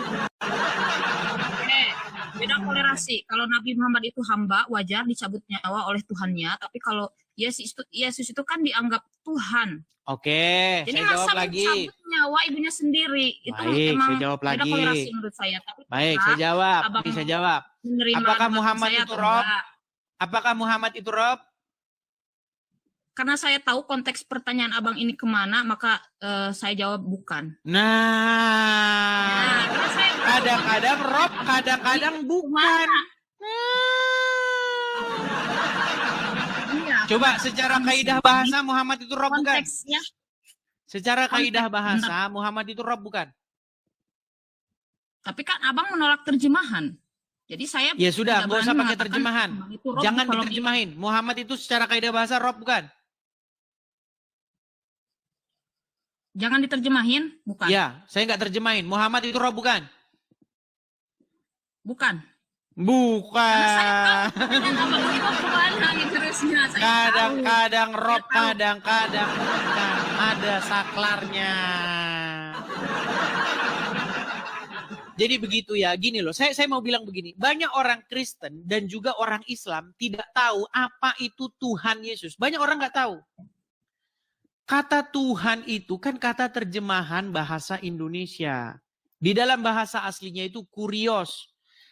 Title Tuhan untuk Yesus. Oke. Maksudnya itu Yesus itu Sang Mesias. The Messiah, Sang Mesias. Ya, itu keyakinan abang. Oke, Iya. saya nggak bisa. Iya, saya menjudge jelasin atau kamu tidak beda pendapat. tahu. Keyakinan abang. Jadi Oke.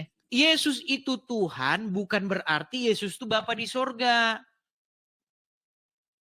Tuhan di situ adalah Ya, sebuah title yang maksudnya merujuk kepada Sang Mesias. Mesias itu artinya apa? Mesias itu artinya Mesias itu artinya seseorang yang dipilih, dilantik. Oke. Tapi sang Mesias di sini maksudnya dia Jadi- itu akan menjadi wakil daripada Tuhan untuk memerintah di atas bumi sampai selama-lamanya. Oke, saya boleh nanya Menjadi nggak? raja di atas bumi sampai selama-lamanya. The Messiah, sang Mesias atau Kristus bahasa Yunaninya. Oke. Jadi Yesus itu sebagai wakil Tuhan apa gimana maksudnya? Oh ya jelas, dia itu adalah utusan daripada Bapa di surga untuk memerintah sampai selama-lamanya. Kerajaannya tidak akan berkesudahan. Oke. Yesus itu utusan. Jadi utusan atau Tuhan? Coba tegaskan. Oh ya utusan ya Utusan Tuhan, Bapa tapi di kata surga. Tuhan itu bukan berarti dia itu Bapa di surga. Tuhan itu title. Bahasa Arabnya Rob. Jadi beda eksistensi dong antara Ya, Bapa jelas di surga dan beda. Yesus itu ada dua apa gimana? Ya jelas beda. Rob maksudnya, Rob itu artinya pemilik, pengatur, pengendali, Oke, benar. pemimpin, Betul. tuan, Saya setuju. Tuhan Mm-mm. itu maksudnya. Sama. Bahasa Yunaninya kurios, bahasa Inggrisnya itu Lord. Jika ada negara, ada pemerintahan, ada rakyat, maka kepalanya itu dipanggil sebagai Lord atau Rob bahasa Arabnya atau kurios bahasa Yunaninya, yang artinya yang kepada dia kita menaklukkan diri. Nah, jadi supaya semua orang bertekuk lutut di hadapan Yesus, menaklukkan diri di hadapan Yesus. Nah, dengan cara demikianlah maka Bapa di surga menjadi Tuhan bagi semua orang. Jadi Yesus Jadi itu Tuhannya Tuhan Yesus yang atau Bapa datang di daripada surga? Tuhan. Saya mau penegasan dari Abang. Jadi Tuhannya kan menurut Abang tadi ada dua eksistensi, Yesus dan Bapa di Itu surga. sama seperti ya kan? kalian. Allah itu Rob, Tuhannya mana? tapi Muhammad juga Rob. Artinya Allah mengendalikan umat dengan perantaraan Muhammad. Allah menjadi Rob dengan perantaraannya Muhammad. Bagaimana Allah memimpin? Lewat perantaraan Muhammad. Bagaimana Allah memberi petunjuk? Lewat perantaraan Muhammad. Bagaimana Allah membimbing umat? Lewat paham. perantaraan Muhammad. Makanya Muhammad itu gambarnya Allah di dalam iman kalian. Ya, Nah, di dalam Muhammad itu iman hanya Kristen, lu gak percaya. Barang siapa Ya, yang Muhammad taat itu kepada menurut Rasul, kepercayaan kami maka Muslim sesungguhnya hanya dia utusan telah Bang. taat kepada Allah, betul? Ya. Nah, Mm. di dalam agama Kristen, Yesus berkata, barang siapa melihat aku, ia telah melihat dia. Dengan foto saya. Saya dengan foto saya itu ya saya. Tetapi di detik yang sama, foto saya itu bisa dibedakan dengan saya. Kalau foto saya dibakar, saya nggak ikut terbakar. Betul. Kalau foto saya diinjak orang, saya tidak ikut terinjak. Foto saya itu cerminan, gambaran masalah itu, atau Bang. citra daripada saya. Nah, begitu juga Yesus. Oke. Yesus itu juga Yaudah, kalau citra Abang daripada Bapa di sorga. Oke. Kalau Abang mau Penyataannya. mengerjakan ini, Tahu saya nggak tidak mau penyataannya? berdebat. Itu masalah maksudnya keyakinan Abang. Kalau keyakinan Iya, Abang di seperti dalam itu, iman oke. kalian Saya pun nggak seperti itu. bisa mendebat. Tapi Muhammad Kan itu apologet. menjadi Ranahnya Mesias apologet. palsu. Menghujat. Itu ranahnya gimana? apologet. Abang juga melakukan hal yang sama kayak Bang Zuma, Bang Loh, Yonatan. Saya hanya sama, meluruskan sama iman apologet. saya. Menurut pandangan iman saya, tidak ada Mesias yang lain. Jangan ada Yesus-Yesus yang lain. Jadi Yesus itu begini kan, Muhammad itu dalam agama Islam itu bukan Tuhan, dia hanya hamba yang diutus, yang disuruh oleh Allah. Dia itu Kalau Rob. Yesus ini kan Ya, dia itu Tuhan, Rob kalian. tapi diutusan. Jadi saya bingung. Loh, Mana dia itu saya Tuhan atau paham utusan? itu. Yesus pun juga utusan di dalam Bible. Orang yang baca Bible tapi tidak mengaku Yesus utusan. Goblok. Iya, baca Bible. Kalau dia tidak bilang Yesus itu utusan Bapa di surga. Goblok. Nah, Yesus itu baca utusan. Bible. Nanti dipotong tuh Atau sama Rob orang-orang mungkin ya. jadi pitinya. Gak apa-apa. Karena memang benar yang saya katakan. dengar ya, gini. Yesus diutus oleh Bapa di sorga untuk apa? Untuk menyelamatkan umat manusia. Supaya barang Oke. siapa yang percaya kepada Yesus Paham. diselamatkan. Supaya barang siapa yang percaya kepada Yesus mendapat beroleh hidup yang kekal. Oke. Apakah umat muslim percaya kepada Yesus? Keyakinan Kalian abang percaya saya kepada nggak Yesus bisa nggak? ganggu gugat, terserah itu. Oke, sekarang saya tanya, apakah kalian percaya kepada Yesus? Saya Percaya? percaya dalam konteks apa dulu? Mengimani atau apa? Sekarang saya tanya, apakah kamu ingin percaya kepada Yesus? Sebagai apa dulu, Bang? Kok sebagai apa? Sebagai anak Allah yang diutus oleh Dia untuk menyelamatkan umat manusia. Kalau konteksnya seperti itu saya nggak percaya karena Nggak percaya. itu ranahnya keyakinan. Abang nggak bisa memaksakan, itu ranah keyakinan. Sama seperti saat saya memaksa abang, apakah kamu percaya bahwa Nabi Muhammad itu utusan Allah? Nah, Oke, sekarang abang jawab begini. apa? Sekarang Nggak begini. bisa. Oke, sekarang saya tanya. Ini ada satu banner, ada salah satu poster yang dibuat oleh umat muslim nih. Nih, coba lihat. Oke. Ini bannernya di Cilacap. Ya. Mm-mm. Nah, di sini dikatakan I love Jesus, saya cinta Yesus karena Yesus seorang muslim, betul? Sekarang saya tanya, ini benar ajaran Islam enggak? Nggak tahu kalau dalam ajaran Nggak saya tahu. ada yang Makanya saya mengatakan bilang tadi Yesus ada Muslim hadis itu yang enggak. mengatakan boleh berdusta.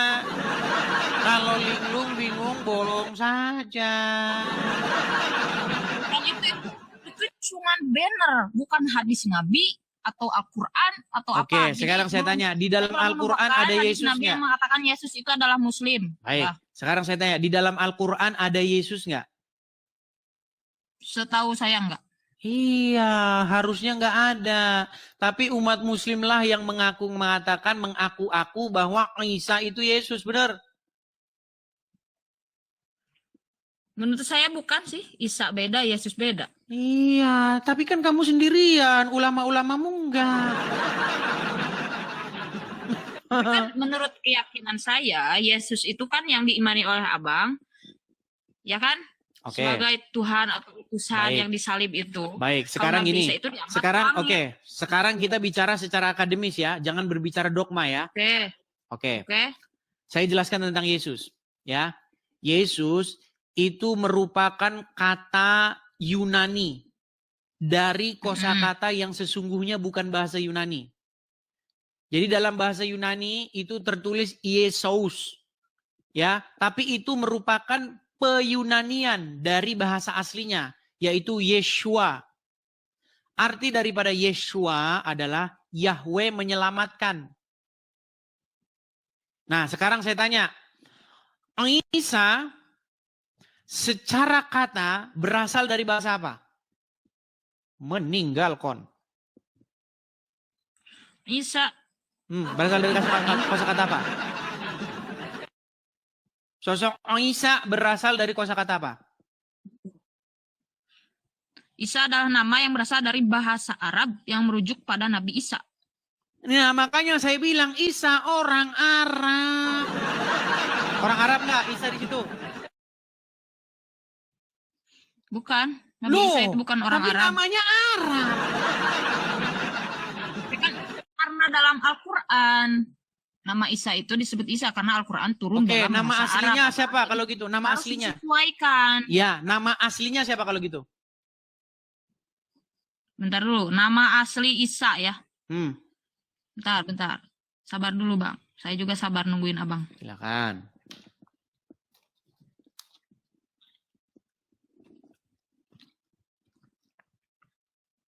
Nama Ayo. asli Isa Al-Masih dalam bahasa Ibrani adalah Yesua. No. Berarti siapa di situ? Yesua. Yeshua. Nah, makanya kita itu harus kembalikan sosok itu ke dalam bahasa aslinya dan pengajaran aslinya bagaimana. Makanya Yeshua yang sudah diserinso jadi orang Arab, ngajarin orang Arab cium-cium batu. Ketika Yesus dipalsukan jadi Isa, jadi nabi orang Arab, ngajarin orang jadi seperti Muhammad. Makanya kembali kepada Yesus yang benar.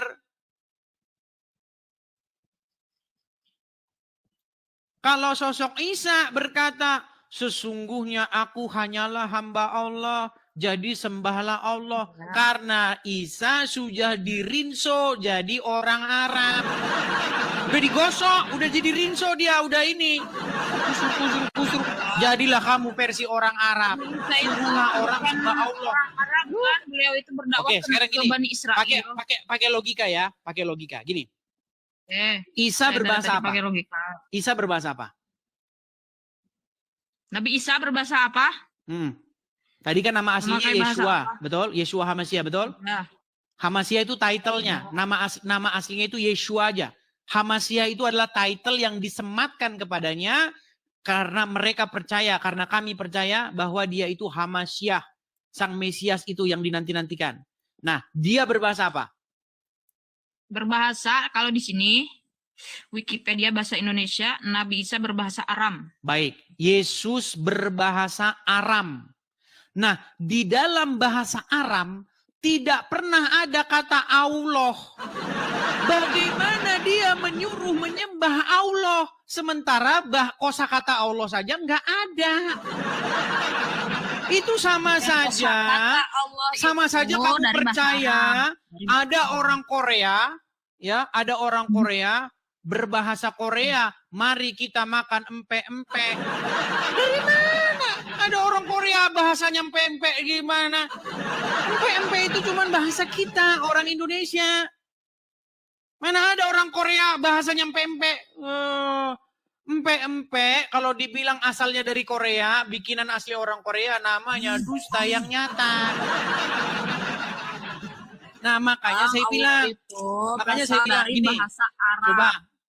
coba sekarang saya tanya, kalau Isa berbahasa Aram, bagaimana logikanya dia menyuruh menyembah Allah? Gimana? Seandainya Isa itu adalah orang Aram, orang Yahudi yang berbahasa Aram. Bahasa Aram itu bahasa Syria, bahasa Aramaik. Bagaimana dia menyuruh menyembah Allah? Sementara Allah tidak ada dalam kamus bahasa Aram. Tapi kan udah kerasa. Aku itu tertipu, aku terjebak. bahasa Arab dan bahasa Arab itu muslihatmu. satu rukun, sama kayak bahasa Melayu dan bahasa Indonesia, jadi nggak beda jauh. Orang Aram kalau ketemu orang Arab nggak bisa ngobrol, pakai bahasa Inggris. Kalau orang Malaysia ketemu orang Indonesia masih bisa ngobrol, walaupun sering salah paham.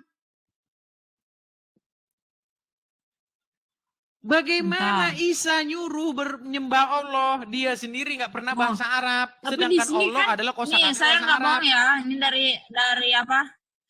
Dari bahasa Aram. Bahasa Aram dan bahasa Arab adalah dua bahasa yang tergolong dalam bahasa Semit. Beda nggak? Sama, satu rumpun Semit. Iya, tapi beda nggak? Beda-beda sedikit lah. Iya, bahasa Sunda dengan bahasa Jawa beda nggak? Serumpun nggak? Enggak serumpun. Enggak serumpun, coba ketik di situ. Apakah bahasa Sunda dengan bahasa Jawa serumpun? Coba buka. Ya berarti itu enggak serumpun berarti. Buset. Bahasa Jawa dengan bahasa Sunda itu serumpun. Kalau orang Jawa bilang monggo, orang Sunda bilang mangga. Mangga, ya, makan hidangannya. Nah, kalau orang Jawa bilang monggo. Mangga gitu. Itu bahasa serumpun. Tapi orang Jawa sama orang Sunda nggak bisa ngobrol terus-terusan. Nanti salah paham. Baku hantam. Karena bahasanya walaupun serumpun tetap beda. Makanya kalau orang Jawa ketemu orang Sunda pakai bahasa Indonesia. Oke. Bahasa Jawa dan Sunda termasuk serumpun. Serumpun. Begitu juga bahasa Aram dengan bahasa Arab. Serumpun. Tapi beda.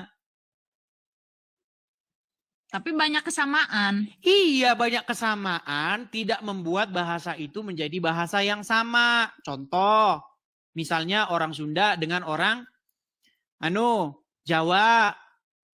Ya kan? Beda bahasanya. Monggo. Iya.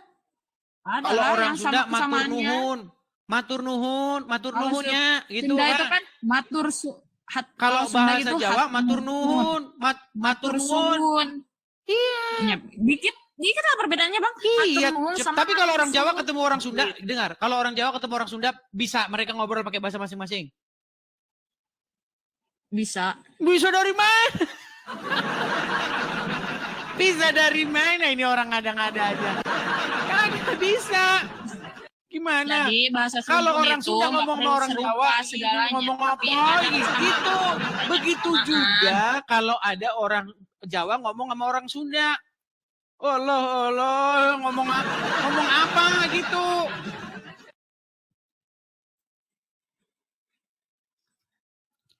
Jadi belajar lagi lah ya, oke?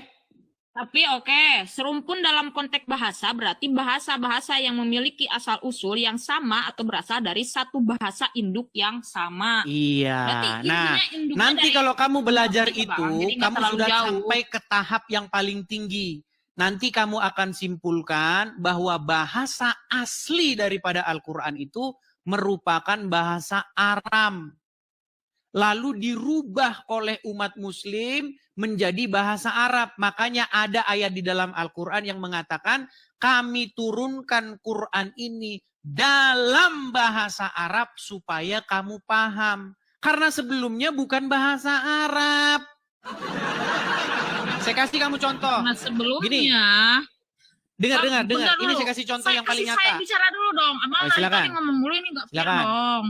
Silakan. Oke, karena kitab yang Allah turunkan itu tergantung diturunkannya di mana. Dikarenakan Nabi Muhammad diturunkan di Arab, maka ya bahasanya bahasa Arab. Masa mau bahasa Korea kan nggak nyambung? Kenapa harus dikasih tahu dalam bahasa Arab?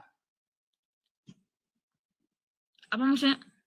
Kenapa Gimana, Bang? harus memberitahu orang dalam bahasa apa itu diturunkan? Supaya orang mikir. Bukan supaya orang mikir. Dengar. Oke, tapi kan dalam Al-Quran la'allahum ta'qilun, Sebentar. supaya kalian mikir gitu Sebentar. kan. Supaya kamu memahaminya. Dengar. Al-Quran Coba dengar diturunkan ya. dalam bahasa Arab. Sekarang Harus kita mikir, pergi ke toko ini berasal buku. dari bahasa mana awalnya, induknya Oke. bagaimana, kosakatanya bagaimana, rumitnya bagaimana, jumlah kosakatanya berapa juta, kenapa dipilih bahasa Arab. Nah, mikir, kenapa ya Sudah? Allah milih bahasa Arab? Gitu. Sudah? Sudah. Oke. Mm-mm. Sekarang kalau kita pergi ke toko buku, Mm-mm. di situ ada tulisan Al-Quran dalam bahasa Indonesia. Atau tafsir Ibnu Katsir dalam bahasa Indonesia. Kenapa ada kosakata dalam bahasa Indonesia? Maksudnya gimana sih? Ada terjemahannya apa gimana? Pelan-pelan. Ini memang muslim ini agak sedikit leleh. Pelan-pelan ya, pelan-pelan. Kita Oke, pergi ke terserah. toko buku. Mm-mm. Di toko Kita buku pergi ke toko ada buku. tulisan Kitab Ibnu Katsir dalam bahasa Indonesia. Coba, Ya. kenapa ada tulisan dalam bahasa Indonesia? Ada Berarti itu kosakata diterjemahkan. pemberitahuan dalam bahasa Indonesia, kenapa? Kenapa ada pemberitahuan bahwa ya Kitab karena itu dalam ada bahasa versi Indonesia. aslinya dalam bahasa selain Indonesia. Nah, karena bahasa aslinya bukan bahasa Indonesia, makanya dikasih tahu dalam bahasa Indonesia karena sudah diterjemahkan. Nah, kosakata atau pemberitahuan bahwa buku ini dalam bahasa ini itu hanya ada di dalam sebuah penerjemahan buku. Contoh, Laskar Pelangi dalam bahasa Inggris, Harry Potter dalam bahasa Indonesia. Karena sumbernya itu sudah beda bahasa. Makanya kita tidak akan pernah menemukan novel Laskar Pelangi dalam bahasa Indonesia. Laskar Pelangi dalam bahasa Indonesia? Bukannya Laskar Pelangi memang bahasa Indonesia? Ah, kabur kan dia? Dia setelah nangkep kabur dia. Iya teman-teman. Jadi coba Anda buka koran, beli koran Sindo, ada nggak koran Sindo ini dalam bahasa Indonesia supaya kamu paham? Nggak mungkin ada. Nggak mungkin ada. Karena Memang dia udah bahasa Indonesia dan aslinya bahasa Indonesia, nggak mungkin dikasih tahu gitu.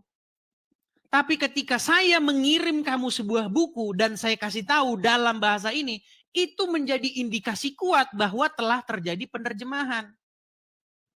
Contoh, saya kirim kamu novel Harry Potter, bahasanya Inggris. Kamu balas sama saya, bro, gua nggak ngerti bro. Saya kirim lagi. Gua kirimin lo Harry Potter yang dalam bahasa Indonesia biar kamu paham. Nah, jadi kosakata dalam bahasa ini itu hanya ditemukan di dalam buku yang telah diterjemahkan.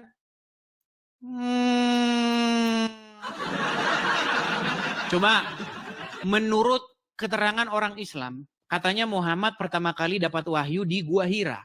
Disuruh Iqra, bacalah. Ya kan? Bacalah dengan menyebut nama Tuhan dan seterusnya dan seterusnya.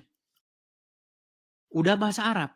Kami turunkan dalam bahasa Arab supaya kamu memahaminya. Namanya kemarin bukan bahasa Arab.